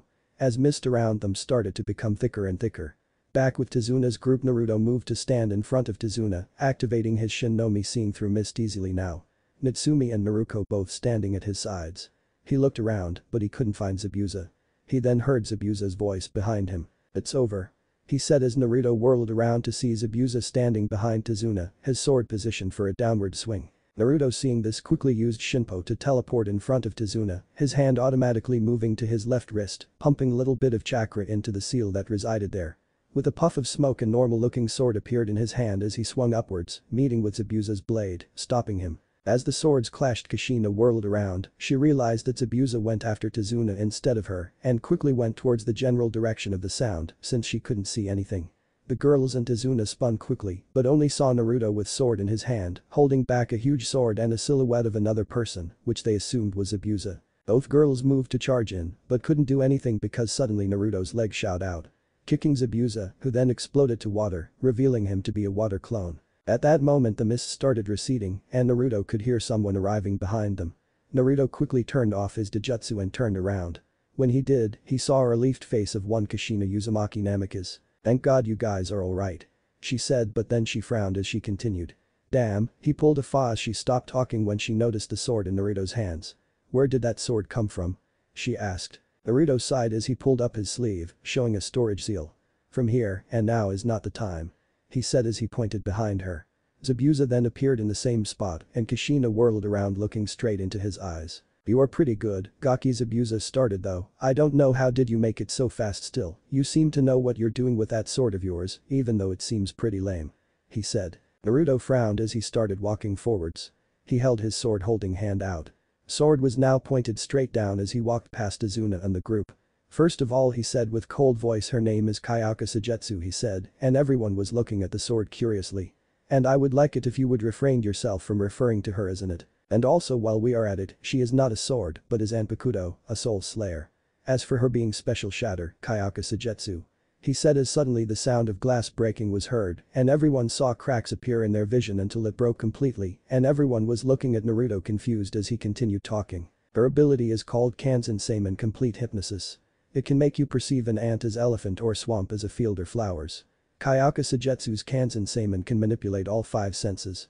The only requirement is that you look at her once released state once. After that I can activate Kanzen Seiman anytime I wish," he said, frown already replaced with grin. But that everyone's eyes widened when they realized that all of them gazed at the sword. Meaning they could already be in an illusion, though Kushina was already thinking that it's just a simple Jinjutsu, nothing that can't be easily dispelled. "So, a Jinjutsu, huh?" Zabuza said, not really worried, as he made a hand sign and said Kai. He then grinned and looked at Naruto. "Let's go, Gaki," he said as they both ran towards each other. Meanwhile Kushina pushed her chakra into Tezuna, dispersing Jinjutsu upon him as she did the same for herself. Girls also did the same as they watched the battle. It looked like Naruto was being pushed back by Zabuza. Then they ended up on the water and Naruto jumped away from Zabuza, making room between them. Zabuza started doing some hand seals, but he quickly noticed that Naruto was doing exactly the same ones. Then, Zabuza suddenly froze when he noticed he could see himself standing behind Naruto. "Suiton. Suryuiten no Jutsu," Naruto exclaimed as huge water dragon formed next to him and went straight for Zabuza.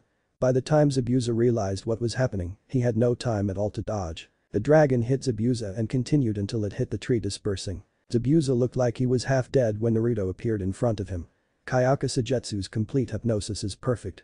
Even if you realize you're caught in an illusion, there is nothing you can do to break out of it, Naruto said with a matter-of-fact tone.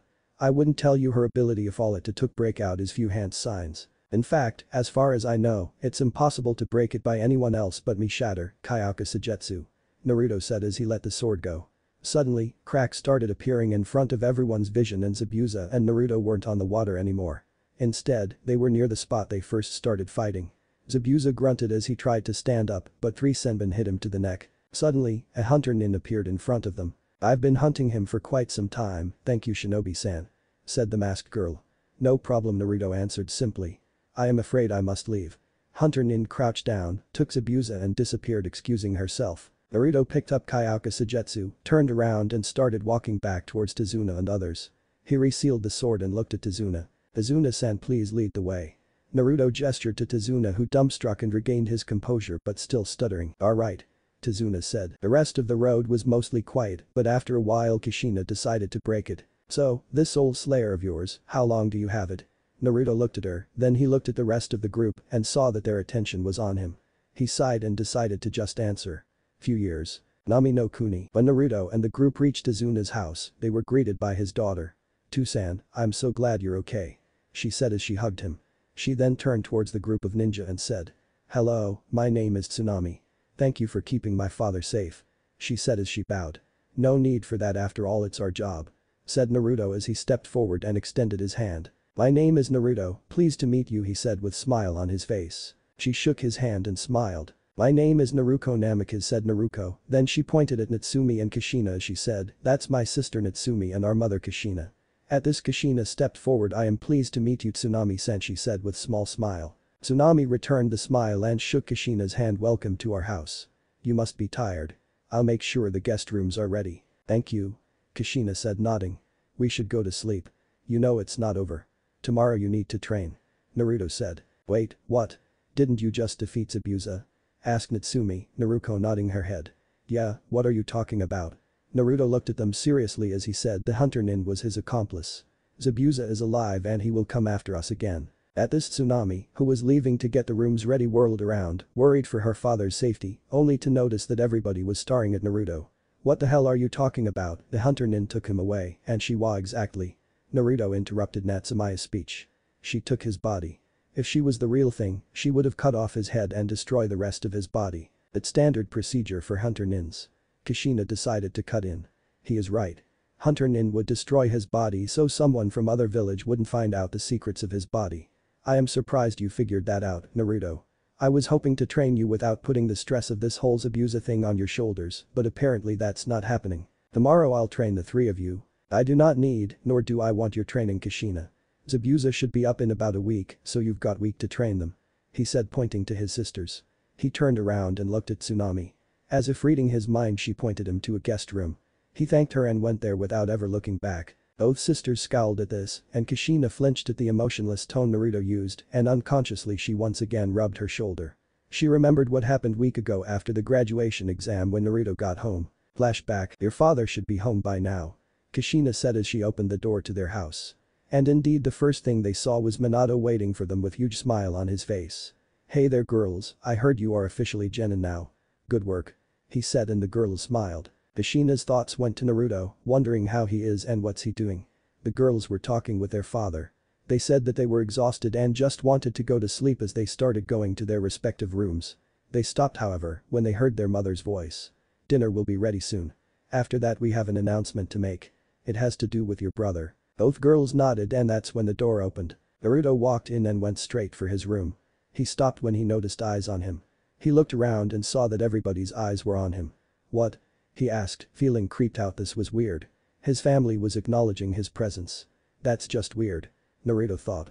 "Not to mention that it's the first time they noticed you," Kurami said. "Well, Kurami has got a point, but am I the only one that thinks their sudden change is creepy?" said Kayaka Sagetsu. "No, I feel creeped out too," thought Naruto. "Perhaps they finally noticed they've got 3 children," called out the voice of Senbonzakura, Naruto's newest Zanpakuto. He acquired Senbonzakura about a month ago, but with his shadow clones, he already has years worth of practice. He already achieved Bankai, but he didn't have time to really practice with it, though he expected to change that in few upcoming days. "Whatever their reason may be, they are talking to you," said Zangetsu. Zangetsu was Naruto's first Zanpakuto. She was born the same day he met and befriended Anko. After they met and talked, they realized that their lives were pretty similar. At first Anko was reluctant, but after Naruto told her about his life, she could see the fear in his eyes. He was afraid that she would be the same as all the others. Anko, seeing this, gave him a hug and decided to tell him her story. About Orochimaru and how village treated her because of him. At the end of the story, she lone tear on her cheek. Naruto, seeing this, hugged her and promised her he would always be by her side. Anko was little skeptical about that, but she told him that if he kept his promise, she too would always stand by him. At night Naruto didn't sleep. He was thinking about Anko and her life, and about how she didn't deserve her life. About how people treated her like slut, bitch and traitor, even though she has a heart of gold. He didn't want her to live her life like that. He wanted to protect her. Give her happiness she deserves. He didn't want her to cry or to be hurt. And it was from that very desire to protect his loved ones that Zangetsu was born. Kyoka Sugetsu was born not too long after he sneaked in the Uchiha compound and read the Uchiha tablet. Kurami told him it was written by the Rakuto Sennin and only those with special eyes could read it. He found out about Sharingan and its evolutions and requirements. Some of the requirements made him sick and he was glad that his Sharingan were EMS from the beginning. He also read about the Rinnegan. Most of the stuff written there he already knew, however he learned few things that even Kurami didn't know. For example, he also learned that it was possible to have more than one of his clones sent to Limbo. Limbo clones were special. They were created by Rinnegan and in normal world they are practically useless. Also creating just one such a clone and sending it to Limbo took most of Naruto's chakra and he was pretty much out for the day unless Kurami gave him some of her chakra, so he just assumed it was one clone and that's enough kind of thing. The Limbo clone was actually made by combining the yin and yang elements creating Onmutin, the yin-yang release, and creating Limbo clone was actually lot more taxing on the chakra than the creation of all things jutsu that allowed him to create something out of nothing which seemed simply ridiculous in his mind because creating such a clone is basically the same thing as creating something out of nothing. He also learned about Kurami's father, the Sage of Six Paths, also known as Hagoromo Utsutsuki, his brother Himura, his sons Indra and Ashura, the religion he created Ninshu, Princess Kagaya and her godlike powers, Jubi, Shinju and Shinju's fruit, and also about the Mugen Tsukiyomi. After he read through all of the tablet he was stunned. He sneaked out and thought about the Mugen Tsukiyomi. He knew it was wrong, but he just couldn't stop thinking about it. What if I could make it real? What if it wasn't just a genjutsu? Everyone's desires coming to fruition. He knew something like that was impossible. However, he just couldn't stop himself from wanting it to be possible. It was that exact moment he decided that he would surpass both Hagoromo, his brother and maybe even Princess Kagaya, and bring peace to the world. A real peace. Not just a genjutsu. He made that his dream. It was from this desire to turn the illusionary peace into the real thing that Kyoka Sugetsu has been born. Senbon was born from his passion for fighting. As years went by, Naruto realized he loved fighting. Graceful moves, fast attacks, quick thinking. All of it. Dangerous yet beautiful, he thought.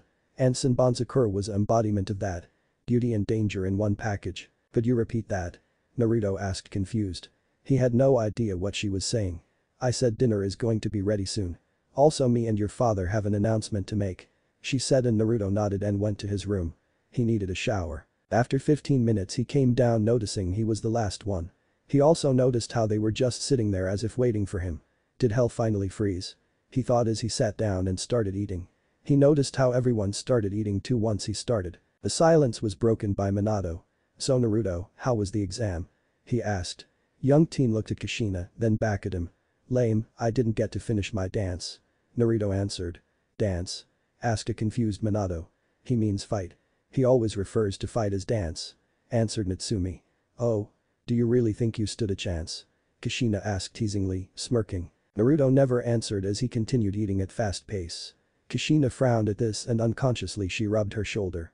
Naruto also noticed how she seemed to flinch from pain before she rubbed the spot on her shoulder. When Naruto finished his meal he stood up and went over to the sink as he started cleaning his plate.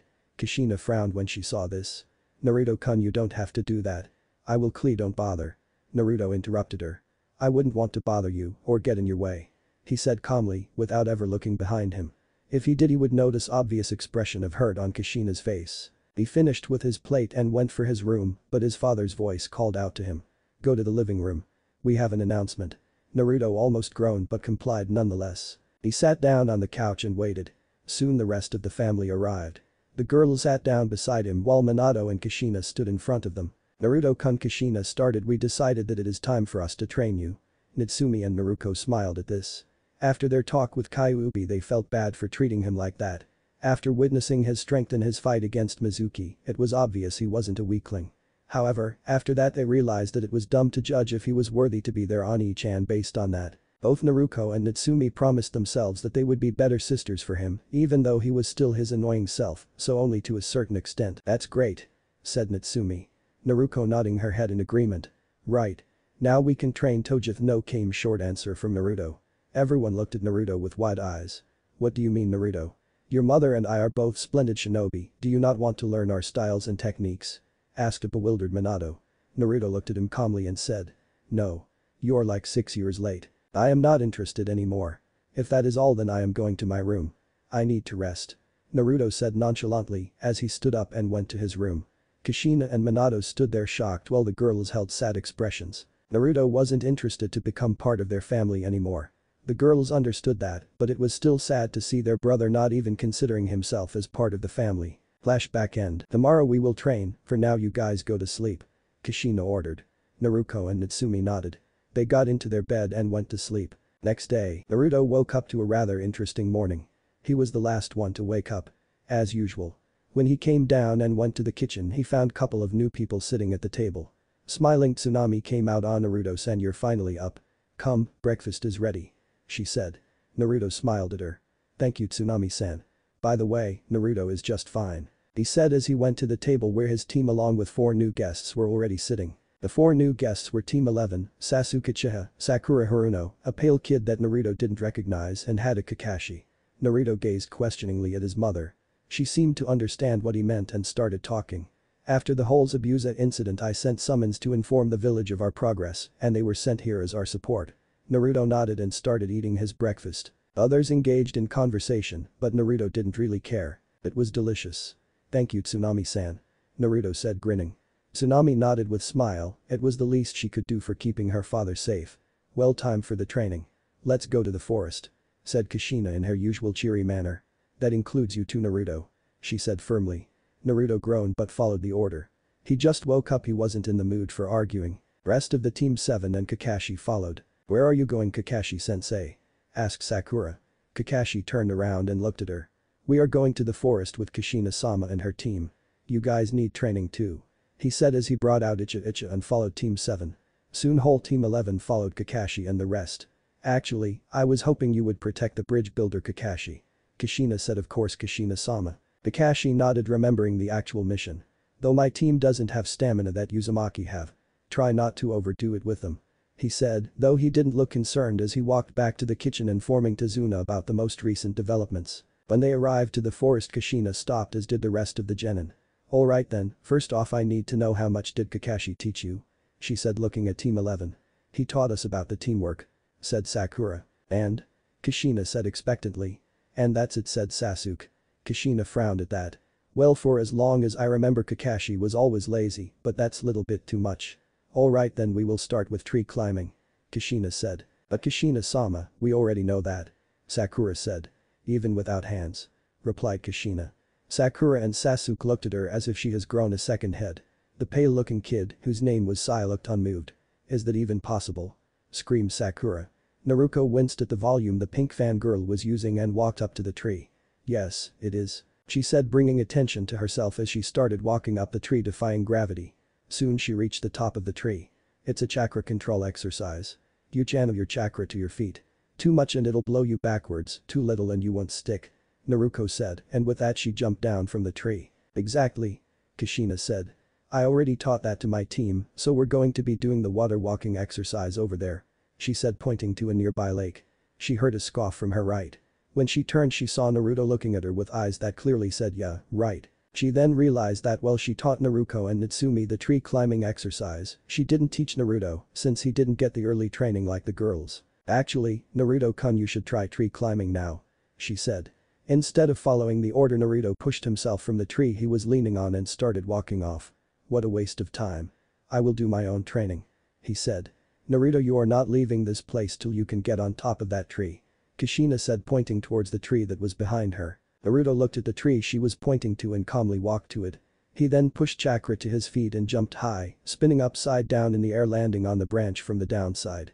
I could do this since I was 7 years old. That's why I said it was a waste of time.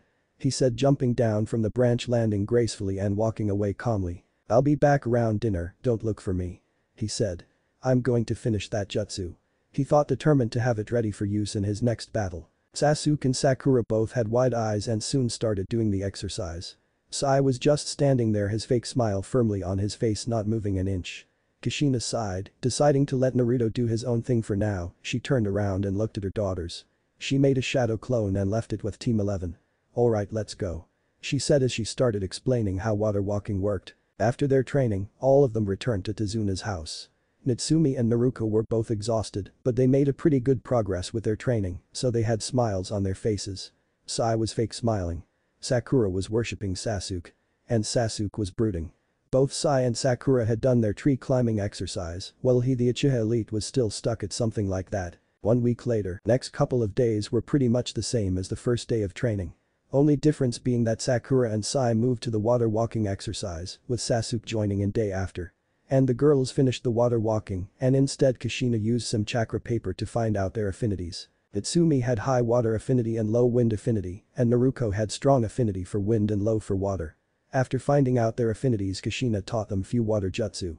And Naruto disappearing and training alone. "You are really crazy," thought Naruto when she remembered how Naruto trained.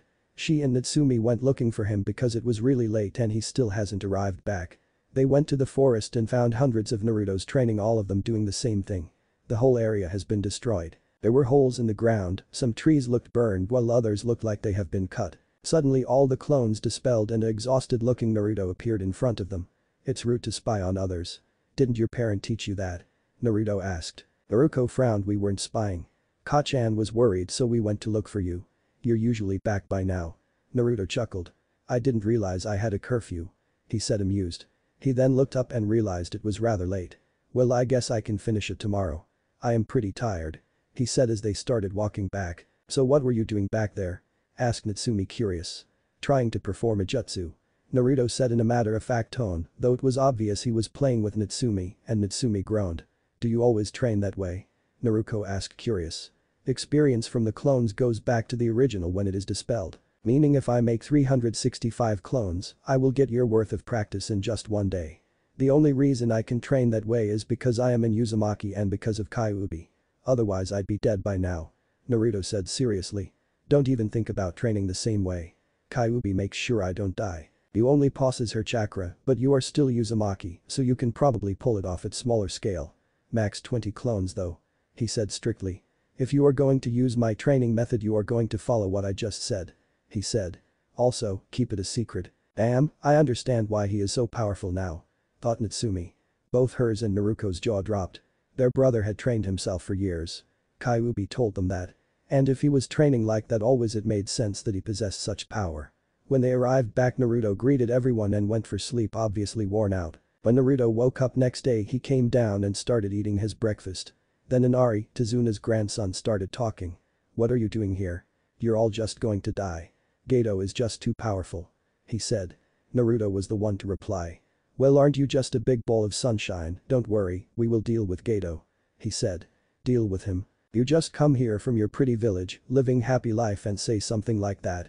You have no idea what it means to suffer, but you will learn if you don't leave." Inari stopped talking when he suddenly felt huge Kai wash over him from Naruto, who calmly stood up. Others felt it too, and the non-ninja like Tsunami and Tezuna were frozen in place. Others were tense. Kakashi and Kushina got ready to intercept Naruto if something happened. Naruto and Natsumi looked at each other, both thinking the same thing. "Oh shit." Naruto walked calmly towards Inari, who was scared shitless. Tsunami seemed to snap out of her state and went to stand between Inari and Naruto, but she felt someone's hand on her shoulder. She looked around to see Tezuna, who was shaking his head. "He won't hurt him, and Inari needs this," he whispered. Tsunami frowned and went to her son, but Tezuna stopped her once again.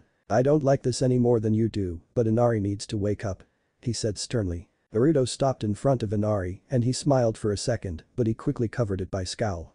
Though the Kai was still there. "Tell me, Pipsqueak, do you have a loving family that takes care of you?"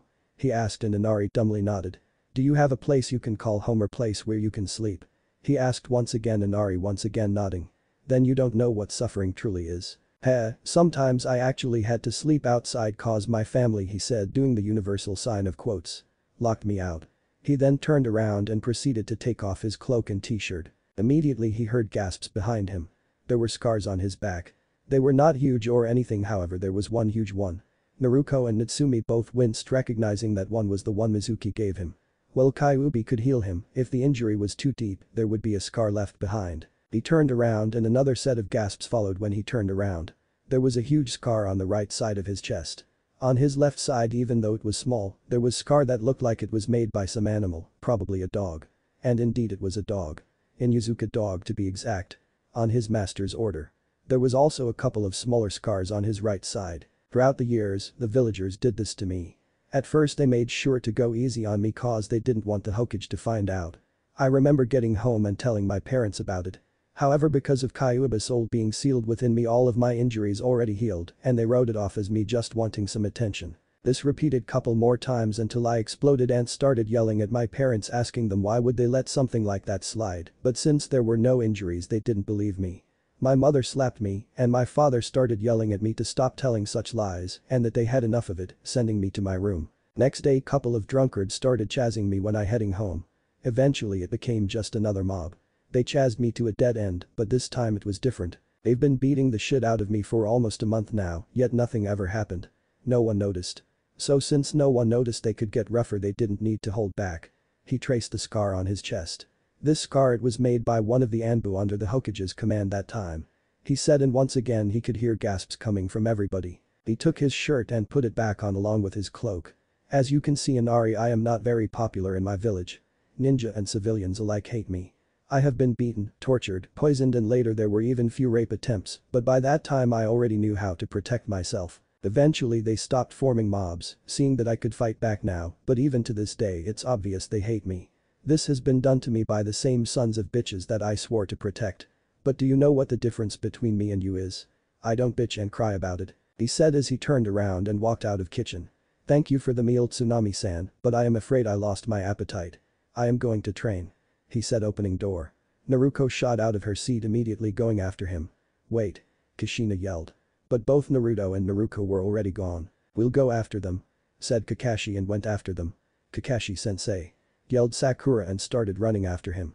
Sasuke decided to just leave as this seemed like a family problem, so he went after Sakura. And Sai just followed the rest of Team 11. Inari shot out from his seat and ran to his room. Tsunami wanted to go after him but was once again stopped by Tazuna. Leave him alone for now, he said. Tsunami frowned at her father but nodded nonetheless. They turned towards the shinobi in the room and Tsunami looked at Kushina, who was crying. Was his life really that bad? She asked, and Kushina started shaking her head. It couldn't be, it couldn't. It's impus bullshit. Angry Natsumi exclaimed. Well, I don't really know what kind of life he had, I know that he has been ignored by our family. Are you telling me you didn't ignore him his whole life? It was always about us. When we were deciding where to eat, if Naruto said ramen and Naruko said sushi, then we were eating sushi. If we went for movies, if Naruto wanted comedy and I wanted horror, we would watch horror. It's not that he's been distancing himself. He just lost interest to become part of our family. He was always ignored. He just got tired of it. When was the last time you heard him refer to one of you as mother or father? Natsumi waited for minute, but Kushina was silent entire time. See, you don't remember. That's because he refers to you as Kushina and Minato. For as long as he can remember, he had to take care of himself. She said angrily. Naruko and me are the same. We were never family to him, but we are at least aware of it and are trying to make up for it, unlike you. No. I didn't, Kushina said. The pain on her shoulder was now unbearable as she screamed from pain and fell down on the ground. She was clutching her shoulder in pain, but her mind was on something completely different. No, I wouldn't abandon my child, she thought frantically. By now Tsunami, Tazuna and Natsumi were by her side trying to figure out what is happening. There was a purple glow on her shoulder and Kushina's screams got louder before she blacked out from pain and exhaustion. As she was lying there, Natsumi took the hand that was still on her shoulder and moved it. She then moved her clothes to the side a bit so she could see, and she let out a gasp when she saw a seal there. She was taught little bit about seals, and since she was in Uzumaki, she naturally had better understanding of sealing techniques than most people. She was inspecting the mark on her mother's shoulder for about 5 minutes. Tazuna and Tsunami stayed silent, seeing that Natsumi was obviously doing something or at least trying to figure something out. Shit. They heard Natsumi and instantly asked what was going on. Tazuna-san, Tsunami-san, I need you to keep this a secret. For now let's move her up and let her rest. When Kakashi and his team return, don't say anything about this to them, and when Naruko and Naruto come back, send them to me. Tell them it's serious. Both nodded, but Tazuna was curious what was going on. So what exactly is that mark? He asked after they put Kushina to bed. Natsumi looked at them for a little while. It was a seal. Put on her without her consent and knowledge. I'm not that good with seals, but I can understand enough to know that it's a loyalty seal. Basically it's kind of like a more subtle version of slave seal, though it's obvious she is fighting it. She saw that both Tazuna and Tsunami had wide eyes and dropped jaws. Good. Now that you understand how bad the situation is, I expect you not to tell Kakashi and others. This needs to be kept secret since we don't know when or who put that seal on. Is lot better with seals than me, but there's no way she will be able to do something about seal of this level. I hope Naruto knows something about seals. If not, then we will just have to wing it and finish this mission with her like that. Once we return home Sen is a seal master, he should be able to deal with this. Natsumi said seriously. Both Tazuna and Tsunami nodded. But now let her rest. I'll wait for her to wake up so that I can explain things to her. She said as she lied down to bed next to Kushina's.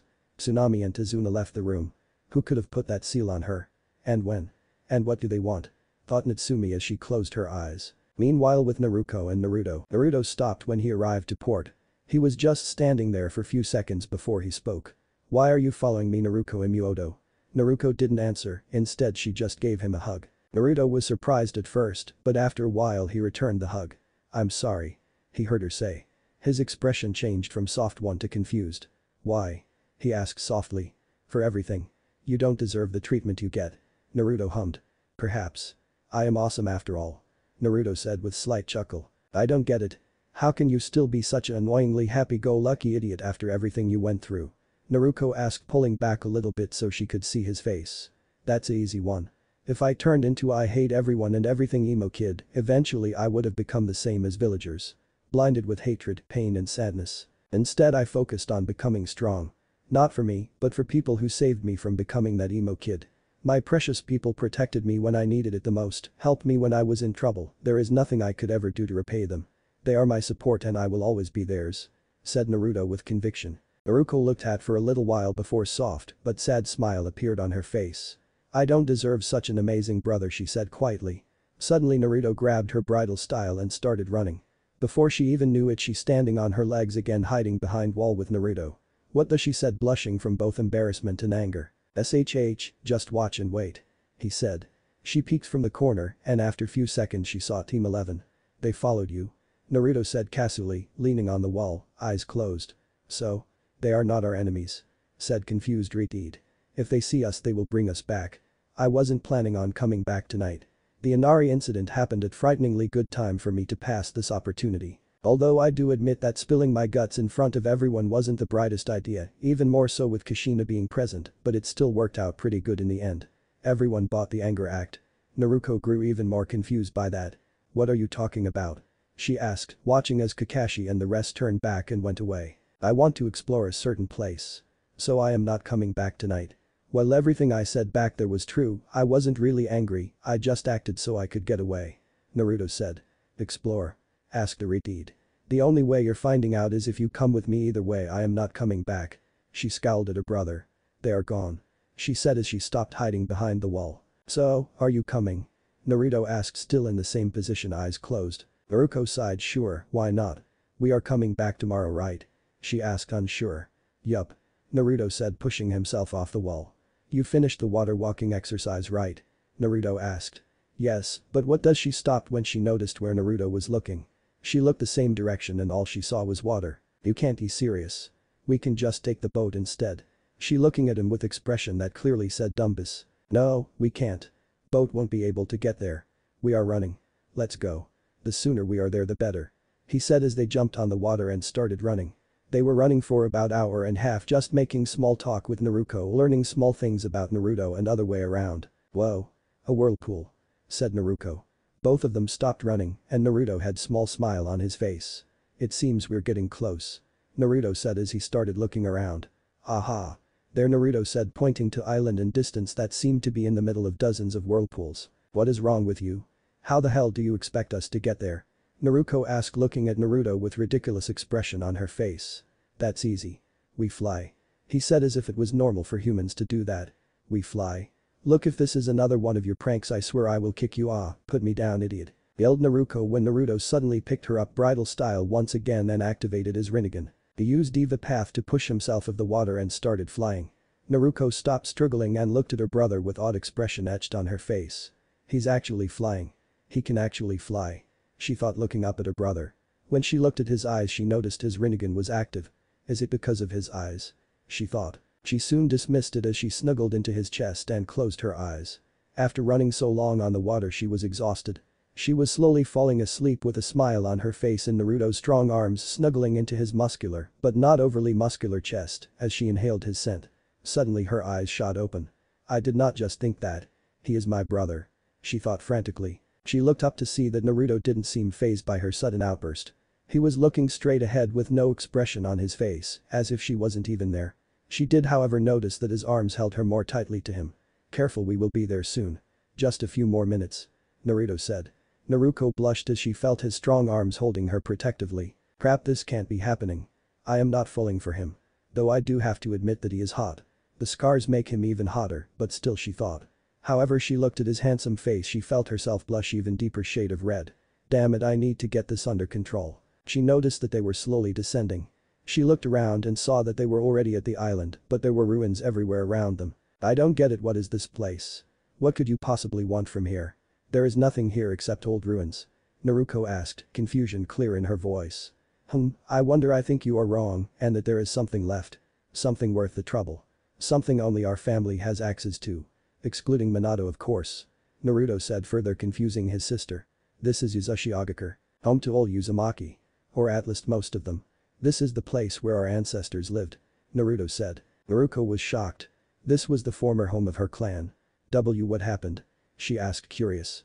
I'm surprised, Imuoto. Naruto said. I thought Kushina has told you. She used to live here before she came to Konoha, you know. She didn't look at him as she answered, instead choosing to watch the ruins. She told us about Uzumaki clan, but this is the first time I hear about the Uzumaki village. Naruto looked at her. I see. This place was destroyed during the war. I am sure you know that Uzumaki clan was feared cause of their knowledge on seals. We have natural talent for them. A common seal master is a simple beginner compared to Uzumaki seal master. That and Uzashio was strong enough to become 6th great village. And other villages feared that. So they decided to erase the threat. Kiri, Kumo and Iwa formed a temporary alliance and invaded this place. I suppose Konoha can also be held responsible in a way, since they were close allies with Uzashio, yet when they were asked to help they flat out refused. Still, even against allied forces of 3 hidden villages, more than 75% of enemy forces were destroyed before Uzashio was completely overwhelmed and destroyed. Naruto explained. Naruto started walking and Naruko quickly followed. Still, what are we doing here? She asked as they were walking trough ruins. I am hoping to find some scrolls about seals. Maybe even learn about past, but mostly I'm looking for a certain place. It was built for training purposes, I'll tell you more about it once we find it.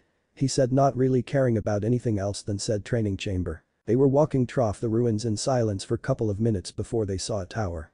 That must be the Uzukage tower. Let's check it out. Naruto said. Naruko nodded and started walking towards the tower along her brother. When they were in front of said tower they noticed it looked untouched. Let's go in, Naruto said cheerfully. Naruko merely nodded and walked alongside her brother. Suddenly a bright yellow wall appeared around the tower. What's that? A barrier? Now it makes sense why this is the only place still standing. We can't get in, said the Redeed with frown. She was curious what was inside. It seems so. However, you can wipe that frown off your face, Imuoto. Look. Answered the blonde Jinchuriki, pointing at the words that started appearing on the wall. Only those with Uzumaki blood may pass. Spoke too soon, Imuoto. Naruto said with chuckle as he started walking forwards. She pouted and followed after him, passing through the wall and going inside. After coming in they were pleasantly surprised by how clean the place looked after so many years. Naruto activated the Rinnegan to ensure that no more surprise barriers or seals catch them off guard. Stay behind me. There is a possibility that there are few traps here. He said, calmly walking forward, his eyes scanning the hallway. As they walked through the door at the end of the hallway they found stairs. What do you think, Naru-chan? Up or down? Asked the blonde. I don't know, up, I guess. She said, not really caring. They went up and went through the door. There was another hallway. This time there were bunch of rooms on the left and right. They went through all the rooms, but they didn't find anything important. They encountered couple of seals and barriers, but Naruto made quick work of them using the Rinnegan's pre-top path. At the end of the hallway there was another room. They went in and found out that it was the office of Uzukage. After couple of hours of searching the room they found out about the storage room, where Uzashigakure kept jutsu scrolls, sealing scrolls and more. They also found out about the Uzumaki tree. Apparently it was kind of like family tree, but more, it also showed if said person was alive or dead. Meaning if there were any other Uzumaki out there they would know with just a look on the Uzumaki tree. They continued searching since for a while longer when Naruko found something. Hey dope, what's this? The Uzumaki time house, she read out loud. She was startled however when Naruto shouted in joy. Finally. That's the main reason we came here. I don't know time house. You said that the place you were looking for was built for training purposes. This sound more like some weird house that lets you relieve your memories or something like that, not to mention that whatever purpose the house serves, it's a ridiculous name. Naruto chuckled at her. Lets you relieve memories, eh? Trust me, it's nothing like that. The Uzumaki Time House is the pinnacle of Uzumaki seals. It's covered in seals that alternate time flow 1 year and that house is only 1 day outside. It's got everything you need to survive and it has an indestructible training chamber. The Time House is what really show the difference between an Uzumaki and a common seal user. Though I do admit that it's an idiotic name. Naruto said grinning. Naruko couldn't believe it. Seals that alternate time flow. How is that even possible? Her father is a seal master, but he never mentioned that such a seal even exists. Even more shocking was that her mother was a Uzumaki seal user level 6, but she never mentioned seal even remotely as amazing as that. Hell, Naruko had interests in Fuinjutsu herself, and she made a lot of research on it, but this was first time she heard about something like that. You can't be serious, she said in quiet tone. I am. It's the truth. You'll see soon enough. Naruto said, still grinning. If he spent a year in the Time House and each day he would make just 365 clones, he can do lot more and continue training. He could actually gather 365 years worth of training in just 1 day. He could not wipe the stupid grin off his face. We have everything we wanted and more. Come Imuoto, it seems everything we need is downstairs, Naruto said casually. Naruko looked at him. What are you planning to do now? Naruto smirked. Why, I am going to see if any of our relatives are still alive, then I'll check the storage room, and finally I'll lock myself in the Time House for a year. And you are staying with me since you can't leave. Naruto looked at him like he was crazy. No way, you told me we would come back tomorrow. Naruto's smirk grew. But we will. To everyone else it will be just day. Well, we will train for 1 year. Seeing that Naruto was about to protest, he quickly continued. Look Imuoto. I am staying here training for 1 year. If you really want to go back, that's fine, I'll have a clone fly you back and I will return tomorrow. Or you can stay here with me for 1 year and train. Chunin exams will be soon, and with me training you for 1 year those idiots won't hold a candle to you. So what is it? He asked neutrally. He didn't really care, even if she left he wouldn't be alone, there was still Kurami and his Zanpakuto spirits. He was simply offering her a chance to get stronger. At first he was worried about being lonely for a whole year, but when he thought about it, he came to conclusion that it didn't matter since he wasn't alone in the first place. He just thought it would be nice for at least one person to be there with him physically, not just in his head. In the end he came to conclusion that it didn't matter. Naruko on the other hand was thinking. This was great opportunity. She could get a lot stronger in 1 year. Not to mention that it was her brother training her. Recollecting the memory of his power when he fought Mizuki, went toe-to-toe with her mother using only small fraction of his power, easily defeating the demon brothers and even making Zabuza Mamachi from Kiri Shinobigatana and Shu look like newbie. Her brother was the most powerful person she knew and she was pretty sure that he was hiding more power from her and everyone else. Getting trained by him seemed like a very good idea. On the other hand, she would have to go a whole year of not seeing her family and friends. That however was quickly discarded as it would only be 1 day for the rest of the world. Nodding to herself she looked at Naruto. Fine. I'll stay here with you and train. Seeing Naruto smile, a very creepy smile, she felt a shiver run down her spine. Good. That's good. Said Naruto, the creepy smile not leaving his face. I get to train you for 1 year. He said in cheerful manner, the creepy smile still settled on his face. Suddenly his face gained a serious expression. Listen, and listen well Imuoto. During training I make rules and you listen to them. When I say jump you ask how high. No talking back. I don't care what you do outside the training, but once we enter the training chamber you will listen to my every word. Got it? The blonde asked. Hi. I get it. Naruto said obediently. Good. Also my training will be harsh. I am telling you right now, if I give you an order and for whatever reason you won't go through with it, consider the training done and you can go back to Tazuna-san. Understood? He continued. Hi.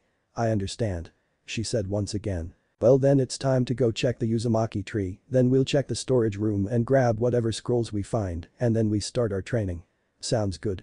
He said as his serious expression disappeared and the happy-go-lucky idiot returned. Naruko smiled seeing her brother return back to normal. To be honest, it creeped her out seeing him that serious. Yeah, sounds good. Come on, I'm curious about this Uzumaki tree. She said walking down to the basement where the Uzumaki tree was supposed to be. Following the directions in the Uzukage's file they came to the big room. On the wall there was a glowing family tree. Most of the names had red glow accompanying them, but there were couple of names that had green glow. Quickly coming to conclusion that the green ones were the ones still alive, they started looking through the names and photos belonging to the names. Most of the names didn't have photos, tough only few, and not one of them was glowing green. They even found their own names glowing green, confirming their thoughts about the meaning of green and red glows.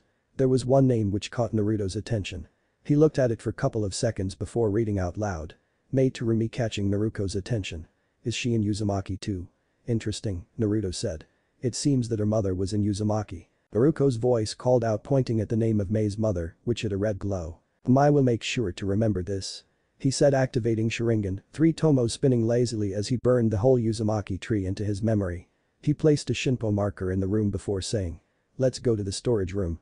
Naruto happily followed since after that her training would start. She was looking forward to her training. Arriving to the storage room and seeing countless scrolls, he decided to make this quick as he summoned 1,000 clones and said, "Alright, get everything useful to the training chamber in the time house and drop the rest somewhere else in the time house. There may be some useful information in there." He said his clones saluted to the original and started to do their work. "You know you shouldn't abuse those poor shadow clones like that, right?" asked Naruto. She was highly impressed by the fact that he just made 1,000 clones and seemed fine. "The clones are clones, they are me and they feel exactly the same on this matter. Even though they have a mind of their own, they still retain my mindset. They want to get this done quickly so we can get to our training. Let's go to the time house." He ended with grin. Naruto grinned back at this. "Let's go. I can't wait," she said walking towards the time house. Once they arrived to the house, Naruto felt his last clone puff out of existence. "It seems they are done moving the scrolls. One of my clones had the bright idea of simply teleporting the scrolls, after that it was a matter of minutes," he said. Naruto was surprised once again. "You can teleport things. Is there something you can't do?" Naruto chuckled as they went to the basement where the training chamber was. "No, I can't just teleport random things. But I can teleport myself and anything that's touching me," he said, opening the door to the basement. Once he did, both Naruto and Naruto saw a huge training ground and both of them were rendered speechless for the second. "I already love this place," he said while Naruto nodded dumbly. "Okay, first things first. Seals," Naruto said. "What about them?" she asked, confused. "Give me your hand." She did as asked, remembering what he said about her training. "Okay, I will place seals on your hand and explain everything while getting them ready," he said, and Naruto nodded. Naruto outstretched his hands, blue fire appearing in left hand and red fire appearing in right hand. Naruto watched in fascination, trying to figure out what he was doing. He brought his hands together, the two flames becoming one as he called out, "Onmuten. Banbutsu Sozo." He brought his hands down when the combined flame became pure white light. When the light died down, there was a brush and black ink simply floating in the air. Naruto took them and looked at shocked Naruto. "Give me your hand, Imuodo," he said, and she did as she was told. He quickly finished the seals and activated them. Both seals started glowing and suddenly number 2 appeared in the middle of each seal. Naruto suddenly felt a lot heavier. She looked at her hand and brought it up to inspect the seals, only to find out that it was a lot harder to move her hand. "I see," she said. "Gravity and resistant seals. The 2 in gravity seal means that gravity is now affecting me twice as much. That's why I feel so heavy." Naruto smiled at his sister. "Correct. The 2 in resistant seal basically means that it's twice as hard to move. They will help with your speed and power. If you send little bit of chakra in the seals, you will be able to add or subtract. Right now I want you to raise both seals up to the point where you will feel that it will be exhausting walking like that, but still manage to do anything you would normally be able to," he said, and Naruto nodded immediately following the order.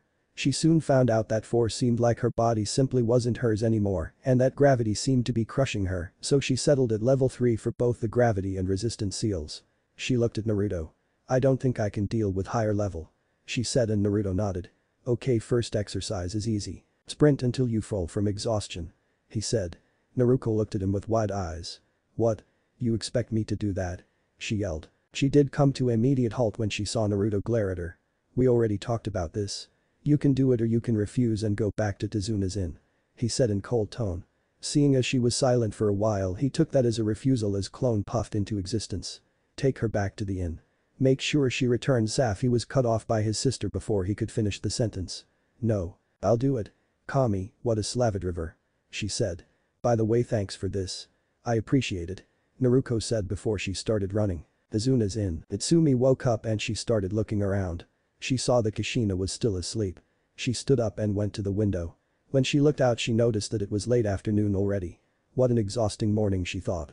She looked at her sleeping mother and frowned. Who could have put that seal on her? And should I even tell her about that? What if the one who put that seal on her finds out it's gone? Will he try to kill her? And us? Is there even a way to get rid of that seal? Would Tusama be able to get rid of it? And just how much is that seal influencing her? Is our mother really our mother? Natsumi shook her head. There was too many questions, but no answers. Are Nari-chan and Naruto back yet? She thought. She went downstairs to check if her siblings are back. When she arrived, she found people sitting at the table. "Dinner?" Must be, did I really sleep that long? She shrugged and greeted everyone. Hi everyone. Are Naruto and Naruko back yet? Tsunami came to the view and answered. Hello Natsumi-san. No, they have not returned, but I'm sure they are able to take care of themselves, so there's no need to worry, right? She asked smiling at Natsumi, who nodded. You should eat. Please eat, I will be back soon with your food. Natsumi smiled and was about to thank her when stomach interrupted with loud rumbling sound. Ah, that would be nice.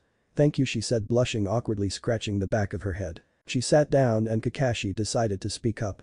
We followed their trail to the port, but it disappeared there. We looked around, but we haven't found them. Well, I'm sure that Naruto could get away from them, and I'm not really worried about him. Even if someone like Zabuza intercepted him, he'd be fine. But what about Naru-chan? I hope they are together. Naruto looked like he could use someone to talk to, thought Natsumi before speaking out loud. Their trail. Were they together? Kakashi then proceeded to do the impossible, and even with just his one lone one visible, he managed to pull a contemplative look. Meanwhile, Tsunami brought Natsumi's food. The girl gave a silent thank you before turning her attention back to Kakashi. Thinking for a few seconds, he said, we don't know if they were together, but their trails disappeared in the same place, so I assume that Naruto managed to catch up to him. Natsumi nodded in understanding manner. Well, Zabuza is incapacitated, and as long as they don't do anything stupid, they should be fine. She said, turn her attention to the food in front of her. I did Akamasu. She said before she started eating. After dinner, Natsumi-san called out a voice as the Redeed turned around to see Kakashi. How's Kushina-sama doing? I heard today took a lot out of her, he asked. She's fine, just sleeping. Answered Natsumi, smiling. Kakashi was her father's student and longtime friend of both her parents, so normally she wouldn't have problem with telling him the truth, but she still wanted to wait for Naruto, who could possibly deal with the seal, and if Kakashi learned that he would question Naruto. She made a promise that she wouldn't reveal Naruto's powers, and if Naruto was capable of dealing with the seal, this would be the same as revealing them. It would only bring more questions, and Naruto already had enough of those at home, where both Kushina and Minato kept pestering Naruto about his skills, and where did he learn them. Sure, she could wait till they got back home. She was almost sure Minato could deal with the seal, but she really wanted to rid her mother of that seal as soon as possible, and she was sure her family would agree with her on that one. Natsumi and Kakashi then talked about small things for a while, until Kakashi decided that it was getting late, they should go to sleep. I basically slept though the whole day, I won't be able to fall asleep. I think I'm going to train since I missed today's training. Seeing the look on Kakashi's face, she continued. Don't worry, I will be fine, and I won't be long. Jana. She said, walking away, making Kakashi sigh and walk to his room. Later, Natsumi was walking through the forest going to the training spot where she was training last week. When she arrived, she closed her eyes and took a deep breath. When she opened them, they were burning with determination as she brought her hands to the familiar cross-like position. Let's see if this method is worth it. She thought. Tajuwu Kage Bunshin no Jutsu. She said as 50 clones sprouted to existence. Alright, 10 of you will do the tree climbing exercise. 10 of you will do the water walking exercise, and the rest is with me. I've been trying to learn Tusama's Rinnegan for almost half a year now, and today is the day I will finally learn it. She said, and all of the clones cheered before going to their respective tasks. All except one. Hey boss, I don't get it, we already know tree climbing and water walking, so wouldn't it be better if we all focused on learning Rinnegan? Asked the clone with confused expression. We may have learned those two things, but we haven't mastered them. Even so, it would still help with our chakra control, which we will need to perform Rinnegan. Besides, Kachan said that our chakra would grow slowly during exercises. Explained Natsumi. However, she was surprised as during her explanation, the clone's expression changed from confused to understanding to amazed, and Natsumi could swear she saw little stars in the clone's eyes. Wow. Boss, you're so smart. You really thought this training through, haven't you? The clone said enthusiastically before the clone Natsumi saluted her and ran towards the water to train, yelling, you can count on me.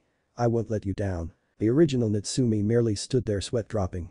Did I do something wrong when performing the jutsu? She thought as she looked at the overly enthusiastic clone. She was looking for a while when she noticed that while all of the clones could walk on the water, sometimes their control slipped and one of their feet went underwater before they regained control. This happened to all of the clones. All except one. She looked on as the enthusiastic clone literally ran on the water, laughing all the while for some unknown reason. Natsumi resisted the urge to face palm when the same clone placed her hands on the water and started using her hands instead of feet to walk on the water.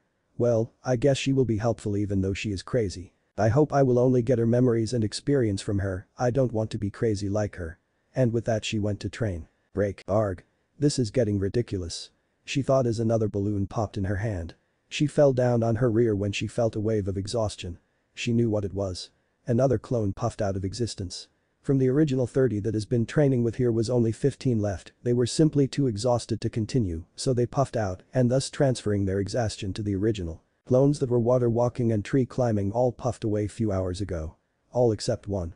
The crazy one, as Natsumi came to call her, was actually very useful and dare she say it the best clone she ever made.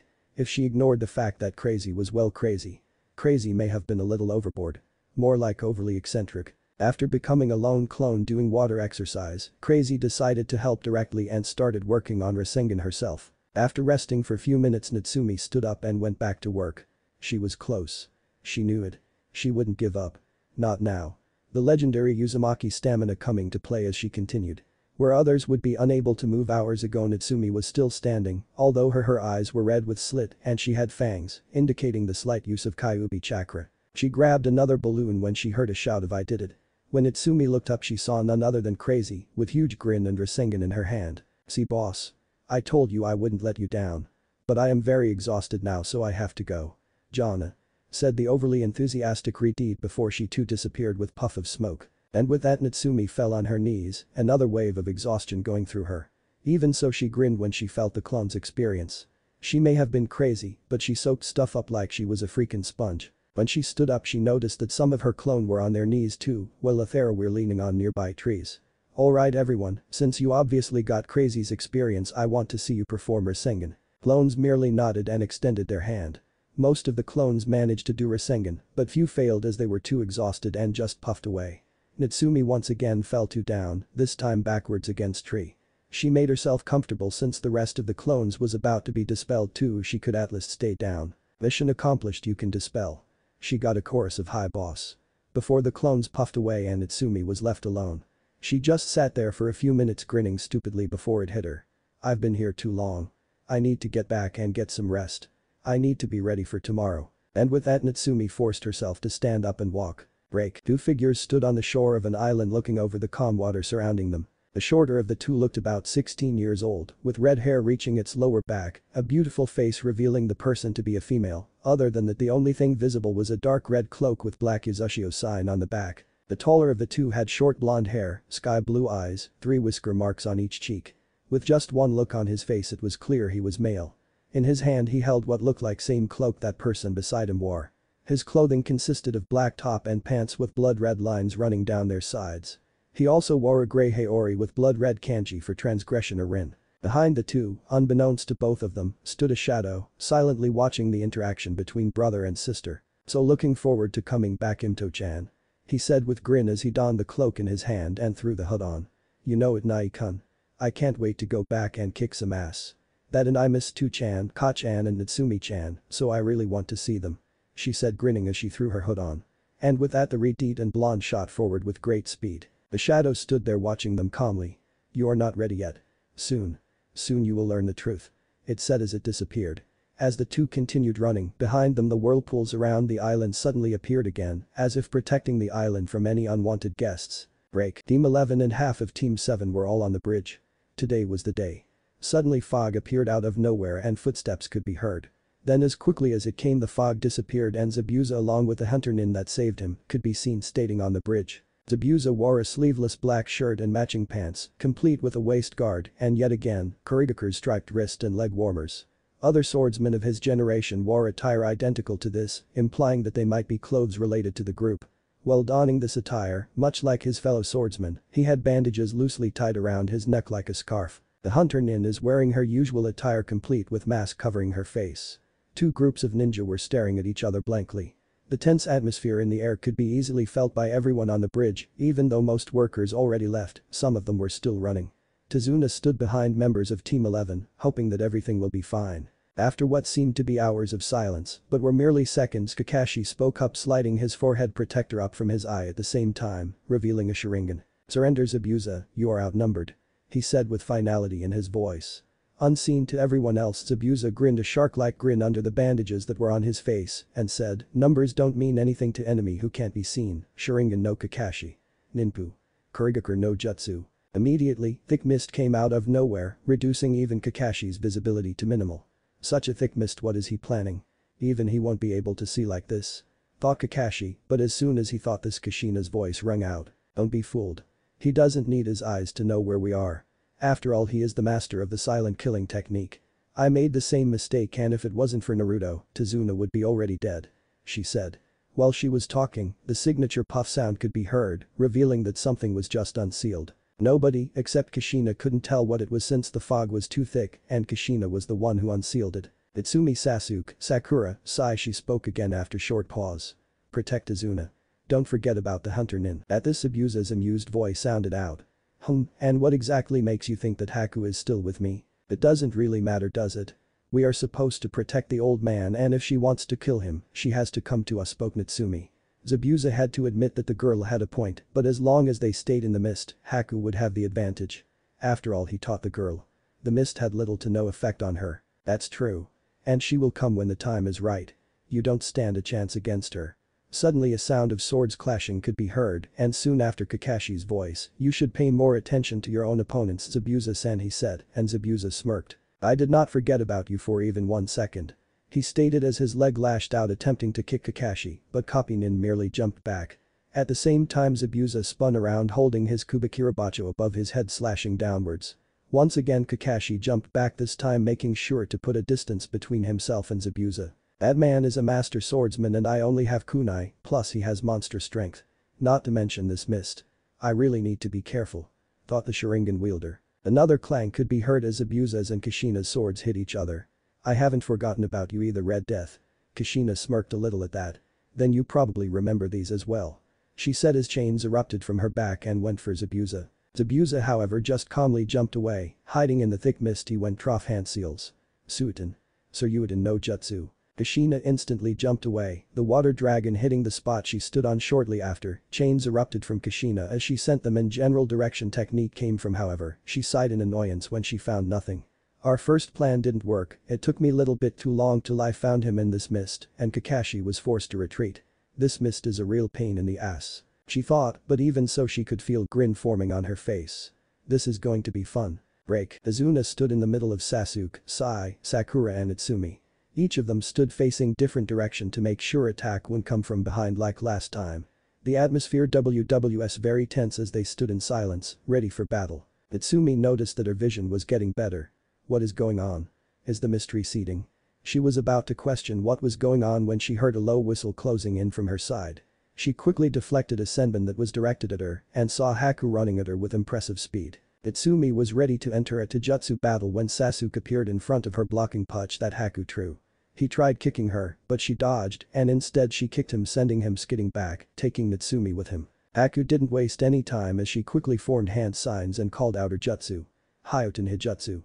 Makyo Hyasho. She noticed that the pink-haired girl and pale boy only realized what happened behind them by the time she sent the Redeed and the arrogant kid to the ground, so she thought that the best course of action would be trapping them inside her strongest jutsu and kill the old man right away. That way there would be no reason for her and Zabuza to engage in battle with Konoha shinobi anymore and they could simply flee from the battle. That way less blood would be spilled. However, it did not go that way, because as the mirrors finished forming and she was almost completely within the mirror, she saw the pale kid grab the pink-haired girl and the bridge builder and Shunshin outside. Seeing this, Haku frowned for 2 reasons. First, it meant she would have to kill 2 more people. She did not like to fight and she did not like to kill. But if they refused to give up, she would do it. She would kill them. For Zabuza and his dream. Second reason was the pale kid. At first she thought that he was weak just like the pink-haired girl, but then he used Shunshin. Genin weren't supposed to know such technique. The look on Sakura's face was that of a surprise. Which told her that she wasn't aware that Sai was capable of that. She also noticed the protective posture that Sai took in front of Tazuna. He was going to do anything to accomplish his mission. Outside of the ice dome, Sai, what are you doing? Asked Sakura. Loudly. Protecting Tazuna-san, he answered, not even looking at her. But we need to help them. Sasuke no. Sai said sternly, yet still without a bit of emotion, interrupting her. Our mission is to protect Azuna-san. We are not here to fight, so unless it is completely necessary we will stay out of combat. Sai said. Sakura knew that he was right, but tried once more. But if we all fight Haku, then it will be easier to defeat her. And Tazuna-san will be safe, since Zabuza is busy with Kakashi-sensei and Kushina-sama. She argued. This time Sai looked at her and with his usual monotone replied. As we already know, from the report that Kushina-sama gave us when we arrived, Momochi's abuser managed to slip past her and almost kill Tazuna-san. Who's to say it won't happen again? Sakura hearing this sighed and complied, knowing that he was right. Meanwhile, not so far, Nami no Kuni. Naruto and Naruko were walking towards Tazuna's inn when they felt various chakra signatures. Since they recognized most of them and felt that they were coming from the bridge, they deduced the battle already started, and so now they were tree jumping towards the bridge at steady pace. Anko-chan will be happy when she learns the good news. Naruto stated with grin. Naruko smiled at her brother. During the year she spent with him she learned a lot about him. She knew that Anko was his first friend besides AM, and she was more of a sister figure than friend, or at least she used to be, before they entered a relationship. Although she took the notice of how he still referred to her as AM Nichan, and when she asked him about it, he told her that AM herself told him to call her that. Prior to her arrival to Yasushi Agakure she would have found that weird, but during that time she figured she liked her brother as more than just a brother, and eventually she fell in love. She even managed to admit it to herself pretty quickly, and when she did, she didn't hesitate with telling him the truth. 3 months after the start of her training, she and Naruto were already together, and she spent a lot of time learning and asking about her harem sisters. Realizing her thoughts started running rampant, she started remembering about Anko. During their stay in Yasushio, she noticed that Naruto trained just as much as her. Both of them were learning Fuinjutsu, but Naruko's progress was clearly faster. Even though at the beginning Naruto was ahead of her, she quickly caught up with Naruto and surpassed him. Naruto apparently noticed this because one day he came to her asking for help with a certain Juinjutsu. She was genuinely surprised by this because she thought that Naruto was already a level 10 Seal Master. Even so, while on Uzumaki's scale level 10 meant Seal Master there were still additional 5 levels. So in total there were 15 levels. Uzumaki made it that way because even level 10 Seal Master would be hard pressed to understand even the basics of level 11. Those additional 5 levels were for the elites of the Uzumaki clan.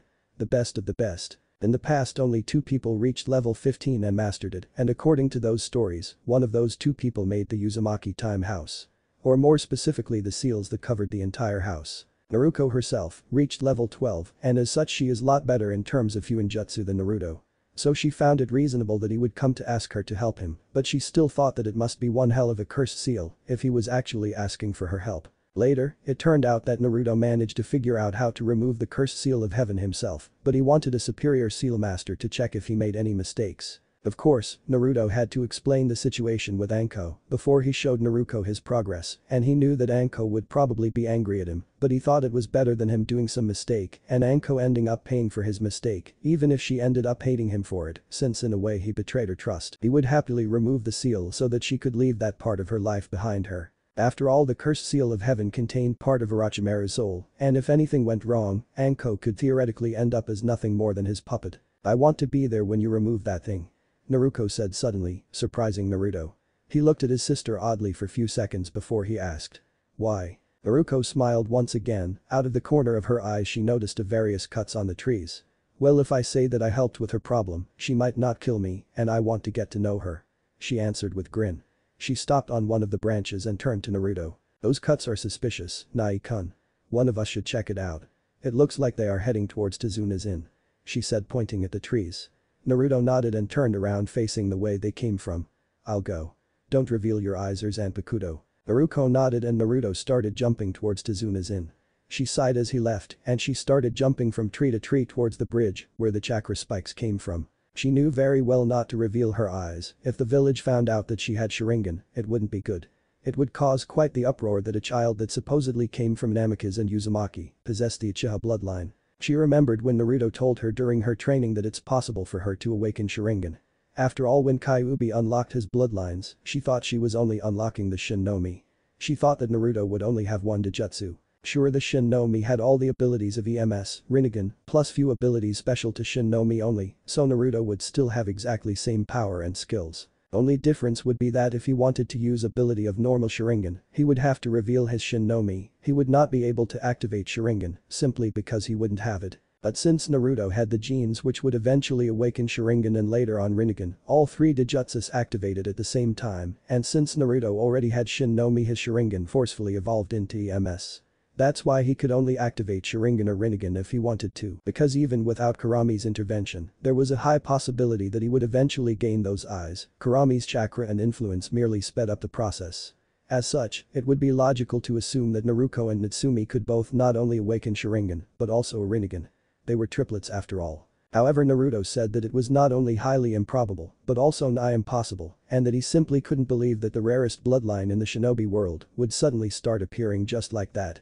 Spoil sport. She shook her head, reaching into her cloak she took out a sealing tag. She looked at it and noticed that there was kanji for henge transformation on the tag. She smiled as she looked at the tag before she rolled up her sleeves and placed the sealing tag on her arm. She sent a little bit of chakra into it and it glowed faintly. She hid the sealing tag back in her cloak. She looked at her arm and once again she saw a kanji for henge before it disappeared as if it was never there. It was the seal Naruto created.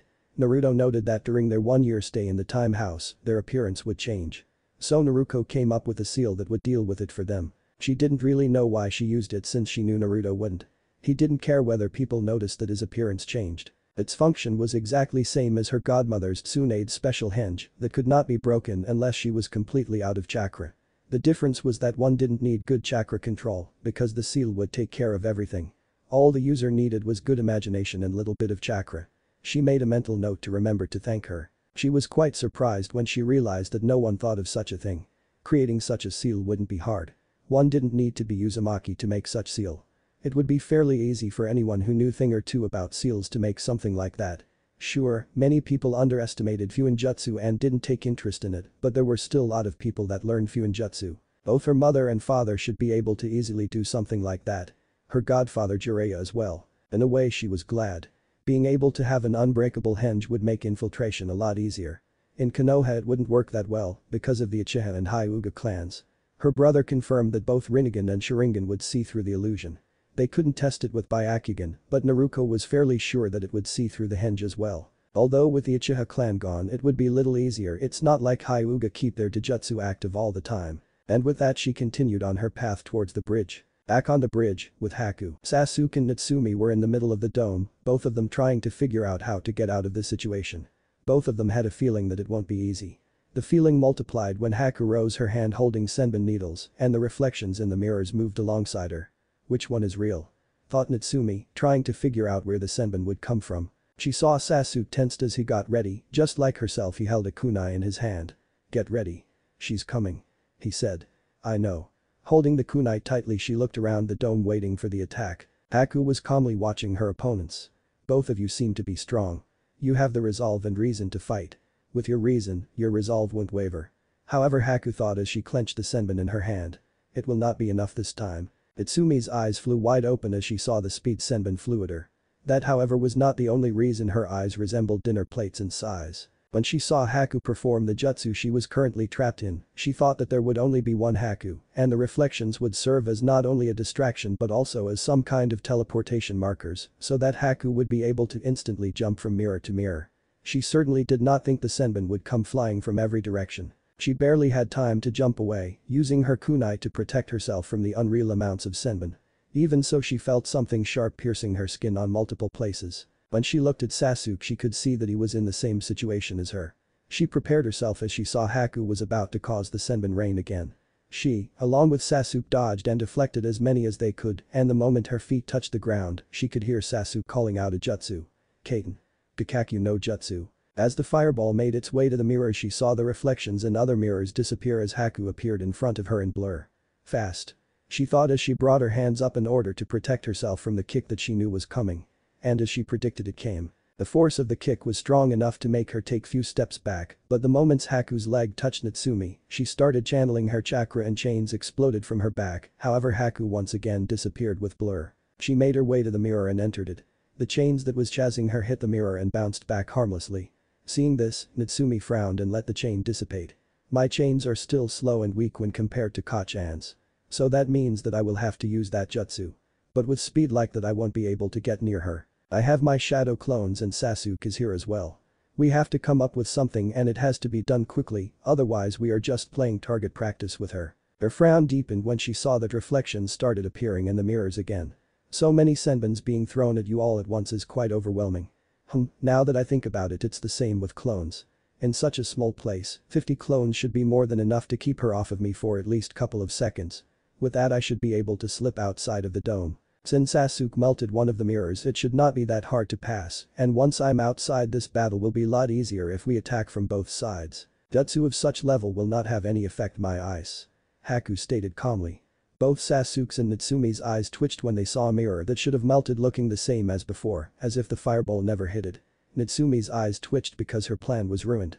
She presumed that Sasuke made his own plan, but that plan was stomped by the ice user as well. She was correct. Sasuke's plan was same as Natsume's: get outside and attack from both fronts. If I can get close to one of her mirrors, I'm certain I can break the ice and get outside, Natsume said. Sasuke nodded his head. You need distraction, he said, already knowing what she wanted.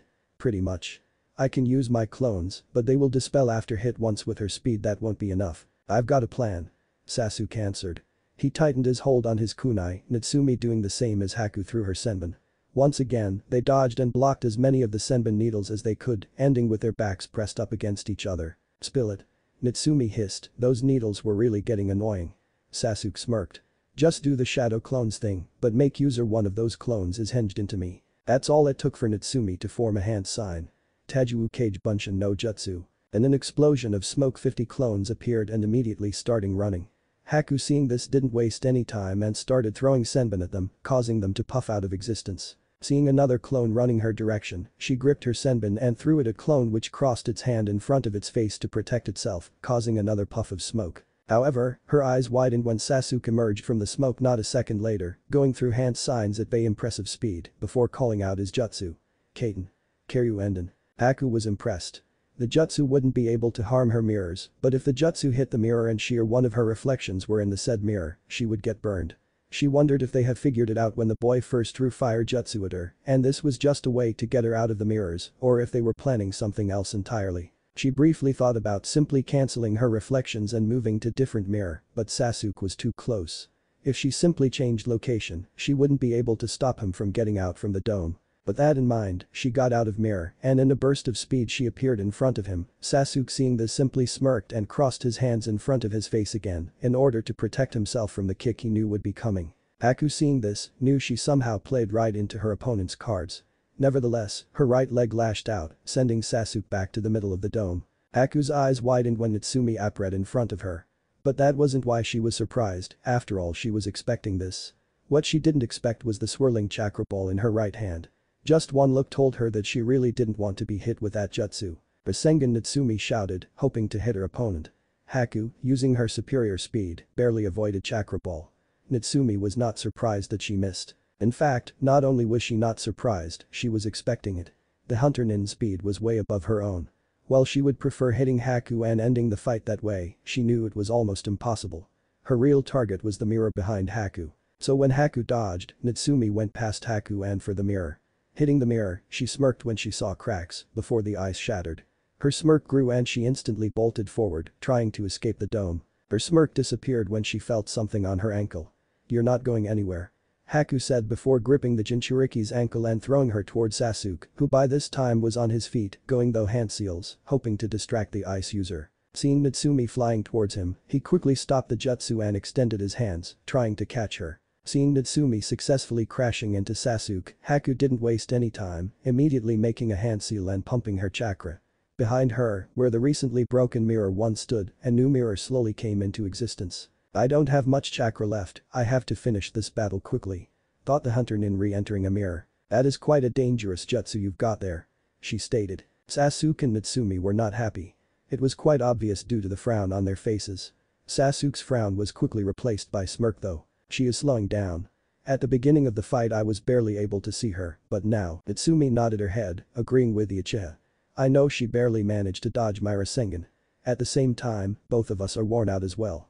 We need to come up with a plan, and we need to do it fast, otherwise we are dead. While the Uchiha agreed with her, he did not have enough time to voice this because Haku started throwing her senbon needles, forcing both him and Natsume to separate in order to avoid the needles. The moment Natsume's feet touched the ground she was forced to dodge another wave of senbon needles. Even so she could feel a sting on her back, indicating she was hit by a senbon. She grit her teeth in annoyance, irritation and slight pain. These needles are becoming annoying. It seems she is getting serious. She thought absently dodging yet another wave of senbon, noting how this time they came quicker and were aimed at places that would cause more than just slight irritating sting or a bit of pain. Out of the corner of her eye, she noticed how Sasuke had a considerably less amount of senbon needles in him. Just few seconds ago, both her and Sasuke had about equal amount of senbon in them, but now she had quite a few more needles piercing her skin. Those needles were really annoying. But the amount of senbon she throws at us, it's almost impossible to protect ourselves from all of them. She thought. Normally she would be happy that Sasuke had less senbon piercing his skin since he was her comrade and she didn't like seeing her comrades hurt, but those needles really irritated her. There was no way he just suddenly got so much better. And so, after dodging another wave of the senbon needles, she yelled at Sasuke. Team. How are you dodging these things? If it wasn't for the constant need to dodge the barrage of needles, she would even stomp her feet like a child. Probably. Maybe. Maybe not. Haku, hearing the question, decided to stop her onslaught for the moment. She did notice that not a single senbon managed to hit Sasuke after Natsumi collided with him. And it was not because she was not trying. He has somehow gotten a lot better at dodging her senbon, and those that he couldn't dodge, he simply deflected. She was curious why that was, so she stopped her attack and waited for the boy to speak. You're just pissed off that I am better than you. Sasuke answered, and Natsumi could basically see the grin on his face, even though he had his back turned on her. He ignored her "yeah right" comment as he turned around. "Ichiha see all," he said, one Tomo in his newly awakened Sharingan spinning hypnotically. Natsumi sweat dropped at the comment. "Ha. I knew it. You still suck," she exclaimed. She could get over his bloodline awakening, that was fine, without it he would be pincushion as well, so it was not that she lagged behind or that Sasuke has gotten any better, his bloodline awakened. She could deal with a sudden power-up. Now it was Sasuke's turn to sweat drop at the Konoha princess. Now is not really the ideal time for this, he said offhandedly, his eyes trained on the mirrors, ready to dodge another batch of senbon needles. Before she could throw that, she heard a voice. Interesting, it was a female voice. One that Natsumi instantly recognized and Sasuke found familiar. Neri-chan. But where is she? Thought Natsumi, happy that her sister was back and that she came to help since both Natsumi and Sasuke were out of ideas and energy. Of course she still had the Kyuubi chakra, but since it drained her life force, that was an absolute last trump card, only used in life and death situations, and while this was bad, Natsumi was nowhere near desperate and out to go that far yet. And the same time she was worried for Naruto, wondering if he was with Naruto. Next moment a cloaked person appeared in the middle of the dome, where Natsumi and Sasuke were, causing both of them to tense at the sudden arrival, but Naruto relaxed when she heard the cloaked person speak. "But this fight is over," Naruto said. They noticed more of these cloaked figures were outside, around of the dome, and were running towards them. They figured they were clones, and they saw them holding a seal, and that they had a slight glow around them. With a show of amazing speed, it only took one moment before they arrived to the dome, they stopped between the mirrors, each clone in different gap between the mirrors, and the glow around them intensified. Seeing this, chain sprouted from the original Naruto that was in the middle of the dome, wrapped around Natsumi's and Sasuke's legs and yanked, causing them to fall on the ground. "Get down," was the only thing she said before she threw herself on the ground. Unshin Daibakuha, and with it the clones exploded, and just like with Rasengan, the mirrors only lasted tiny moment before they shattered like glass. In the middle of the dome, Natsumi and Sasuke watched the spectacle with wide eyes, their minds just catching up to what was happening. Haku, who was now flying through the air because of the shockwave, had her eyes opened wide underneath the mask. She absently noticed that there was a huge crack on her mask as her back hit the railing, causing a painful groan to escape from her lips. Having more experience than her two opponents, she connected the dots sooner, but she was still too late to do anything to stop the newly arrived stranger. When the explosions died down, Naruto stood up, her hood still on, her cloak swishing in the wind behind her. She looked down at Natsumi and Sasuke. Small smile crossed her lips seeing her sister looking at her with wide eyes. What a shame she did not have a camera on her. "Need any help?" she asked. Before she even knew what was happening, she was on the floor with Natsumi on top of her, hugging her. "Neri-chan. I am so glad you're alright. Where is Naruto? Is he alright? Is he with you? And what the heck was that? How come I didn't know you could do something like that? Why didn't you tell me? And what is with that speed? And also, oh. What the hell?" She stopped rambling after Naruto hit her on the head while rubbing the spot on her head and glaring at her sister. Meanwhile, Naruto just looked at her sister, amused expression would be seen on her face if it wasn't for the hood that shadowed the top half of her face. "You asked way too many questions at once. We can talk about what just happened later, right now I'll tell you that Naikun is fine and that he is at the inn," she said cheerfully, wrapping her arms around Natsumi, hugging her. She really missed her family during that 1 year. Especially Natsumi since the two spend most of their time together. Meanwhile, Sasuke was looking at the cloaked person. The Tomo in his Sharingan spun as observed the person. Not only he could see that there was an illusion around that person, he could clearly see what was beneath the illusion. What he saw was definitely Naruto. He could tell that much. Another thing that supported this was the monstrous chakra the person had. Iconic Uzumaki thing. A thing that confused him was that this Naruto looked older. Also the speed and skills of this older Naruto were way better than the Naruto he knew. He never really talked to Natsumi or Naruto when they were at academy. Well, he never really talked to anyone there.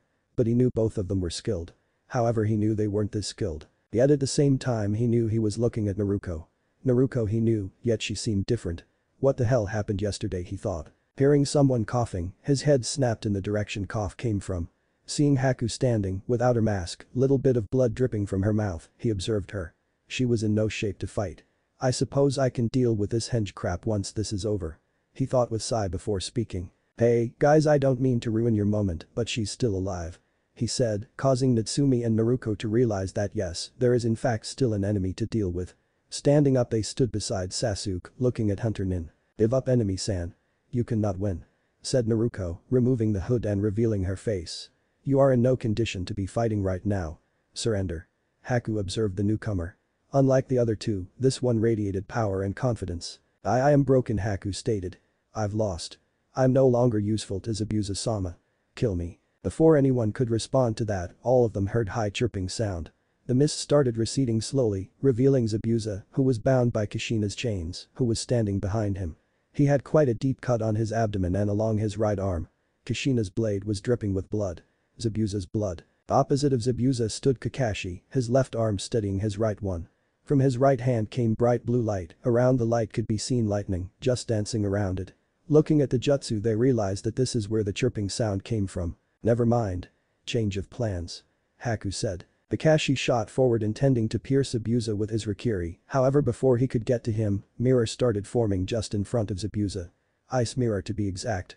Shocked at this, Kakashi just watched with wide eyes as young girl emerged from the mirror, knowing it was too late and that he couldn't stop it anymore. Squelch. Kakashi just watched as in the matter of seconds life was drained from eyes of the young girl.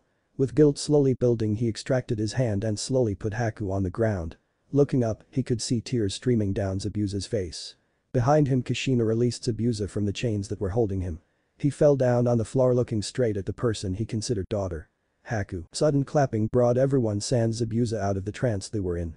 Kakashi, so shocked that he didn't sense anything behind him, immediately shunshed towards Kushina.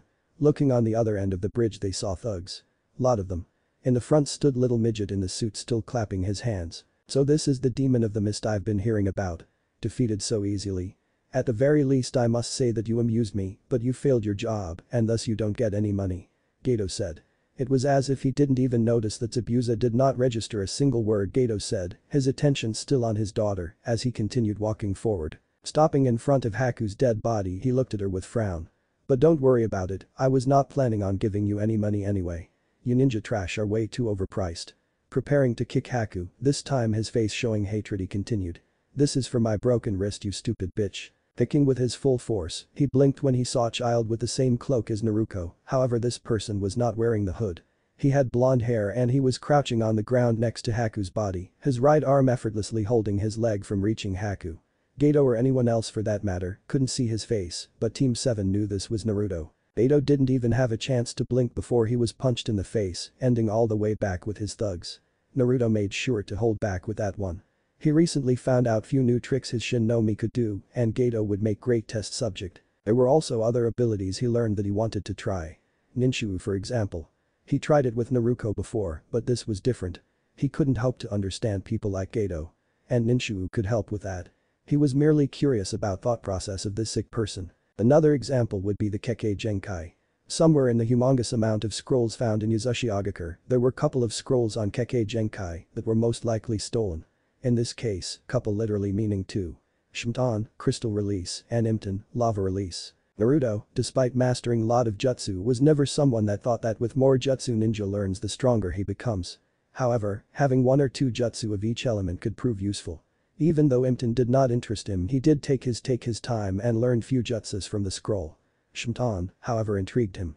It had great defensive potential. Unlike with Imton, he was quite eager to learn some Shimton techniques and that's exactly what he did. He also wanted to learn the legendary Mokuton, wood release, that Shodai Hokage was able to wield.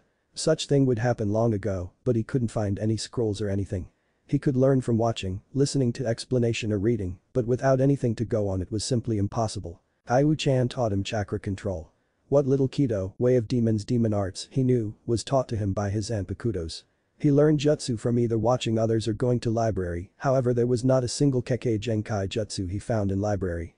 Sure there were few records describing lot of them, but nothing solid to go on. It was understandable that clans wanted to keep their Kekkei Genkai as unknowns. However, during his time on the island of the Uzumaki clan, a devious idea came into his head.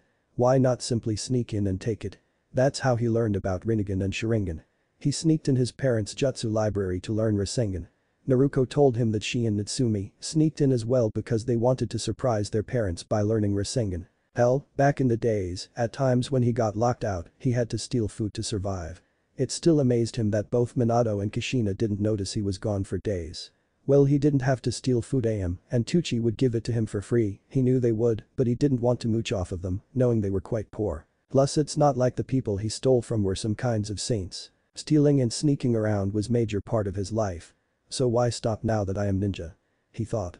It was fast, easy and quiet way of getting what he wanted and no one would know about it. That was also why it was such a good way of doing things. No one would know. Basically, upon his return to Konoha Naruto planned to raid every single clan compound, copy the scrolls and leave. He also planned to sneak in the Hokage Tower. When he took the forbidden scroll of sealing, he saw countless other scrolls as well. Like I said, Naruto was not a jutsu-hungry person. But, you never know when one more jutsu could be useful. Even if it's just for the element of surprise. But first he had to deal with those thugs. That would be quite easy. In fact, this would make a great time for using his new jutsu for the first time, but first he had to make sure Geto was nowhere in the vicinity of the jutsu. It could be quite destructive and he didn't want to accidentally kill him. Not yet anyways. But how do I go about that? He thought. Well, calling that jutsu new is probably wrong. He finished the jutsu before leaving for Uzushi Agakur, but in a way it was only one day. He could use one of the newly learned abilities of his Shin no Miyamatsuhiro Saga, Gateway to the Underworld, but he needed to separate Geto from the rest without the use of his eyes. He didn't need anyone finding out about them now. You should not disrespect the dead, you know. He said out loud. Groaning in pain, blood coming from his nose, he looked at Naruto. Ugh, where did the brat even come from? He just appeared out of nowhere. Thought Geto. Unknown to him, everyone else except for Zabuza and Naruto thought the same thing. Naruto because already knew that Naruto can teleport to anything in his eyesight and Zabuza because he simply didn't care. He was just thankful that the Naruto kid showed up when he did and stopped the midget. Growling slightly he stood up and started walking forward. He stopped next to Naruto, looking at Geto with glare. Kid, give me your kunai. He said. Blonde turned to Zabuza. Sending little bit of chakra towards the storage seal on his wrist, he gave Zabuza his kunai. He grabbed it with his left hand and aimed another glare at Geto. You've disrespected my daughter. I will enjoy punishing you, Geto. For even thinking that, your punishment is death by the hand of a demon. Zabuza said with a bloodthirsty smirk on his face. Behind him a purple image of demon came to existence as Zabuza started slowly walking forward. Seeing this, Geto nearly crapped his pants as he started backing away. Kill him. He's just one guy. Stop him or you won't get your payment. He said to his thugs in panic. Turning around he quickly made his way through the group of thugs. Intending to hide behind the group he waited. Geto didn't have to wait long as Zabuza came barreling through the people in his way. Exhausted he continued forward, killing some of the idiots that got in his way, others he just knocked unconscious or stabbed, not caring in the slightest. They were not his target, whether they survived or not didn't matter to him. He grit his teeth in pain when someone behind him stabbed him with the spear. Detaching himself from the spear he lashed out with kunai in his hand, slicing the man's throat open and continuing on his path. Seeing as he was near the end of the group he pumped chakra into his feet, jumping over the last line of defense Geto had. Seeing terror on the midget's face only seemed to motivate him as he rushed at Geto, stabbing the man with the kunai. Sick smirk on Zabuza's face widened, knowing the man would die soon. You know, Geto, I truly wish I could see Haku once more, but sadly even though I am going to die soon, I will not be reunited with Haku. You see, unlike you or me, she is going to heaven. But we are going to hell. For someone like me such place is ideal. But for midget like you, he started laughing maniacally, even as he could feel himself dying slowly. Geto just stood there with wide eyes which were full of fear. He didn't want to die. Staring at this demon in front of him, he knew he was going to die. He could already feel himself losing the grip on reality. Zabuza, seeing that the bastard was still alive, snarled and stabbed him once again, this time straight through his heart. With that, Geto's body collapsed on the floor. It was official, Geto was dead. Seeing the bastard dead, Zabuza himself collapsed on the floor, not having any more strength to move. Back with the group, everybody was watching the scene. They had clear view on everything since the group of thugs made a corridor, afraid that if they stood in Zabuza's way, they would be next one to die. However, seeing as Zabuza was down and that he killed Gato, they had a problem. Since their employer was dead, there was on one who would pay them. Few of the more ambitious ones formed different plan, and they didn't keep silent about it either. Hey. Listen up. Now that Gato is dead, we can take over. Look at the people standing in our way. Only people standing in our way. Rest of the people who live here are cowards. They wouldn't dare to oppose us. And these people? Most of them are exhausted, and those who aren't are just kids. Think about it. We get rid of them and then we can do whatever we want. Money, bitches, anything. The man said. Seeing understanding cross across the faces of his companions, Naruto chuckled. Did they truly think that they could be overwhelmed with numbers? Also, for some reason, those thugs didn't seem to notice Kushina. Big mistake. Kushina was a dangerous individual. Even after fight with Zabuza, the only thing that would tell you that she was in fight was the dirt on her clothes and few scratches here and there. On the other end, Kakashi seemed to be worn out, panting in exhaustion, and his injuries were worse. He assumed it was because Kushina was woman that the thugs didn't consider her a threat, but to him it didn't really matter. They will learn soon enough. They should just die. Kurami spoke calmly within his mind. Naruto chuckled at that. He knew it wasn't because they were bad people that Kurami said that. Kurami was a tailed beast of hatred. She said that because they were people. Negative emotions rolling of them only served to stir her hatred of humans. Of course, Naruto knew that Kurami wasn't just some mindless beast filled with hatred. He knew she loved him. He knew she liked her siblings, even though she would never show it. He also knew that she did not hate Jinchuriki unless they gave her a good reason to do so. He also knew that the reason she didn't hate him and did not kill him when they first met in his mindscape was because Naruto never harbored hatred. He felt it, but it simply wouldn't stick with him. Kurami once told him that he was too forgiving, but that wasn't true. He did not forgive. He simply didn't hate. Apparently, him being so pure was one of the reasons. The second was because he was the one. Or at least that's what Kurami said when she thought he couldn't hear her. He had absolutely no idea what that meant. He didn't ask though. If it was important, she would mention it to him. Be patient. They don't have long time to live. He answered. The only response Get got was a mental nod. Looking at the group of thugs, he smiled as they slowly advanced forward. Naruto, who had already moved to stand with a group of ninjas, paled when she saw that smile. She saw Naruto smile a lot during their stay in Yuzashigakure. She has seen a smile that melted her heart, smile that encouraged her, smile that turned her on, and she loved all of them. But this one haunted her in her nightmares. It was a smile that promised world of pain. It was actually a common thing for her to see that smile. Naruto enjoyed training her too much. Damn sadist. Whenever he gave her that smile during training sessions, it ended with a one-side beating, few broken bones and unconsciousness. What always intrigued her was that whenever she woke up, it was only an hour or two later, and only thing that would prove to her that she was in an actual fight, if it could even be called fight, was her chakra being low. Or rather less than half of its normal capacity. Still enough chakra to match mid-Chunin and probably even come out on top. There were no injuries. When asked about the beating, he would answer that in order for her to learn more, he has to push her to the edge. When she asked him when he started using medical jutsu, Naruto answered that he did not use medical jutsu. The best she got out of him was that it had something to do with his Rinnegan. She was glad that this time she wasn't on the receiving end of that smile. Although she doubted she would get to see his Rinnegan healing ability. Seeing everyone getting ready, she sighed. She did not bother taking the stance. Naruto would wipe the thugs out alone anyway. Stay back, I will deal with them. There is jutsu I have practiced for a long time, but I have yet to use it in real battle. These guys will do just fine for the test. He said before using Shunshin. Appearing behind the group of thugs, he picked Zabuza up and Shunshin back. He placed Zabuza down before taking few steps forward towards the group of thugs. Hey, now there's no reason to be hasty, Naruto-kun, Kushina said, sweat dropping. She was just about to say the exact same thing. She couldn't believe her son beat her to it. Although unlike Naruto, she just wanted to beat them to the ground. I am sure these gentlemen would like to surrender. Eventually. She said, hoping Naruto wouldn't kill them. She did not like the idea of her son killing people. Even if he was ninja. He was still too young for something like that. She rubbed her shoulder as she felt pain there once again. Naruto looked back at Kushina. He narrowed his eyes when he saw her rubbing her shoulder again. If so, then they better do it now. He said loudly enough for thugs to hear. What do you say? Do you surrender, or do I have to kill some of you to show you that you cannot win?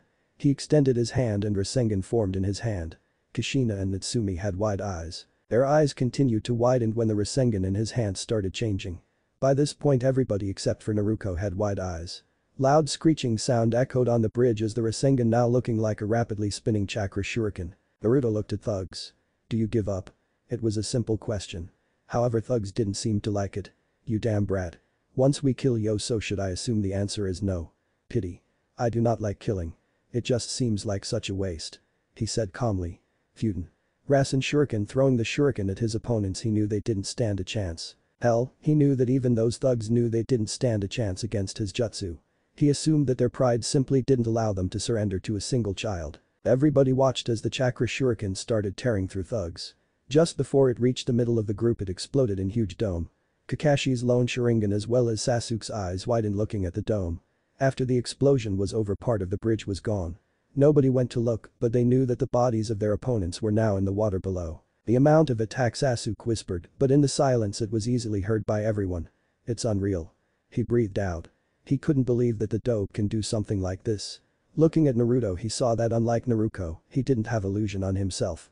Almost as if saying that he didn't need to hide his older self. He could see that Naruto looked older than yesterday. And he knew that everyone could see that now that his face could be seen clearly. Naruto looked at Kushina. Sorry Kushina, but they were scum. I gave them a chance and they didn't take it. Tazuna, sorry for destroying the bridge. I'll help with the repairs. He said in neutral voice. Kushina winced and started rubbing her shoulder to ease the pain that originated there. Her mind really only registered one thing.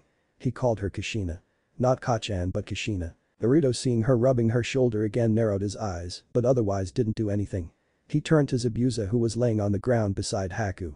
He blinked when he realized that it was snowing. It's snowing? At this time of year? Tazuna said. Zabuza was still looked at Haku's peaceful face. If you had a second chance, what would you do? Naruto asked, startling Zabuza. He didn't even realize the blonde had moved to him. He looked at Naruto, noting his serious expression and the tone he used when he asked the question. Zabuza took a second to think before answering. I'd make sure that Haku had better life. He said, closing his eyes. I see. Naruto stated. I suppose it cannot be helped then. Let's go. He said, making Zabuza's eyes go wide as Clone popped into existence and picked up Haku while he picked up Zabuza. Naruto-san, what are you doing? Asked Kakashi, his headband once again covering his eye. He doesn't know that Naruto has henge on her. Naruto just smirked. I'll be right back. Before running away at cage-level speed. Wait, Naruto-kun.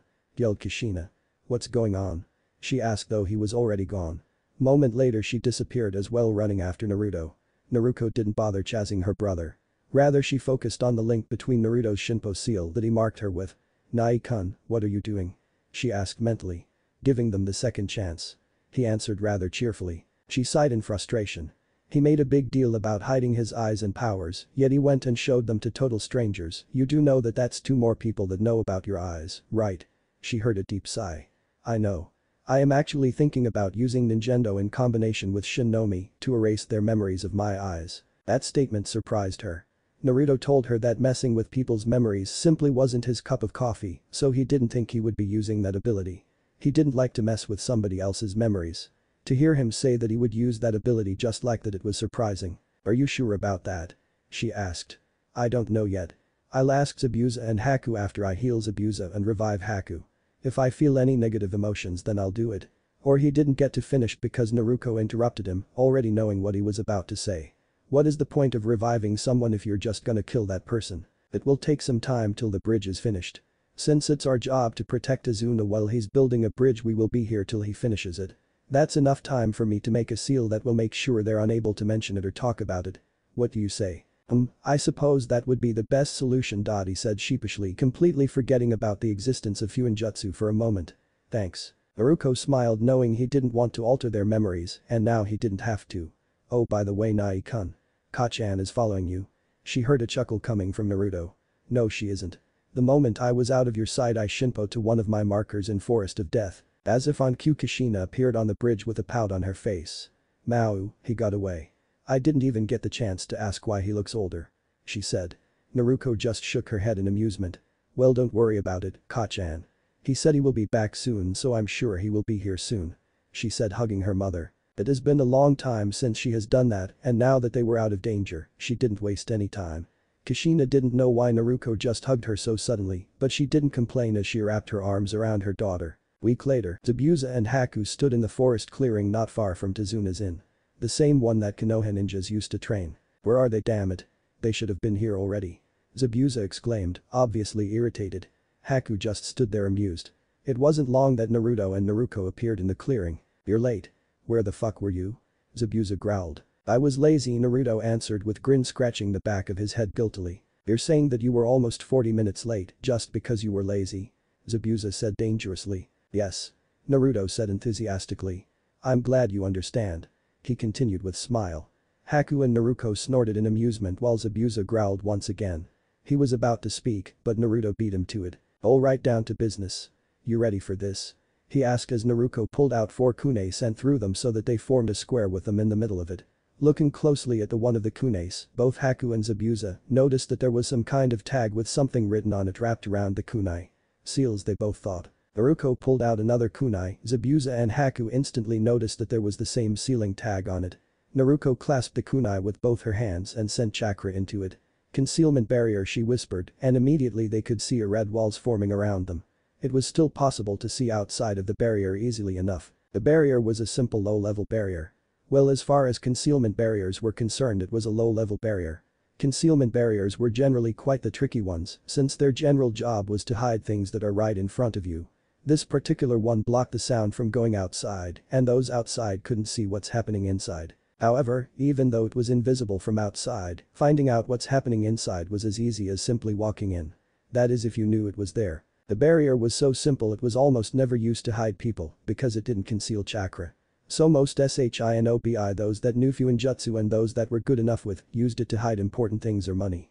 Hence concealment barrier. However, normally the seals would have to be placed around the area you wanted to conceal and then activated, causing permanent barrier to erect, but Naruto used kunais to define the size of the concealed area, and then she channeled her chakra into the 5th kunai, which would cause the barrier to erect. It was a lot faster process. However, in return for this mobility and for not having to draw seals on the ground, the barrier only existed for as long as the user channeled chakra into the 5th kunai that he or she was holding. The bigger the area of concealment, the more of chakra is required. But since Naruto was in Uzumaki, that wasn't a big problem. Not to mention Jinchuriki. As soon as the barrier was up, Naruto walked to the mist duo. He pulled out 2 papers and gave one to each. "This is the core of the sealing array, send some chakra into it and it should activate." The 2 did so without hesitation. Normally they would be a lot more cautious trapped in a barrier with someone you just met 2 weeks ago and about to have a seal put on them. But they knew that there was no reason to be. Naruto had revived Haku and saved Zabuza from certain death. If he wanted them dead, he wouldn't bother saving them. When they sent chakra into tags, they could see that seals started spreading across their body. Almost entirety of Zabuza's body was covered by sealing array, with only his left leg from knee down not being occupied by the sealing array. Haku, on the other hand, was smaller, so some of the ink continued spreading on the ground around her. "Well, don't you two look attractive, all cute and covered in ink?" Naruto teased. She pouted when she realized that they completely ignored her. What now, Naruto-sama?" asked Haku. "Well, first you should stop calling me Sama or not, I don't really give a fuck about what you call me," he stated. "Second, make sure you don't move. Stay like that. I'll do the rest," he said, pulling out ink and brush out of somewhere.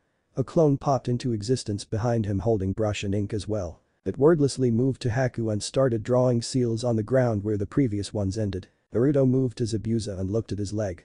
"Time to work, I guess," he thought before he too started written seals just where the previous ones stopped.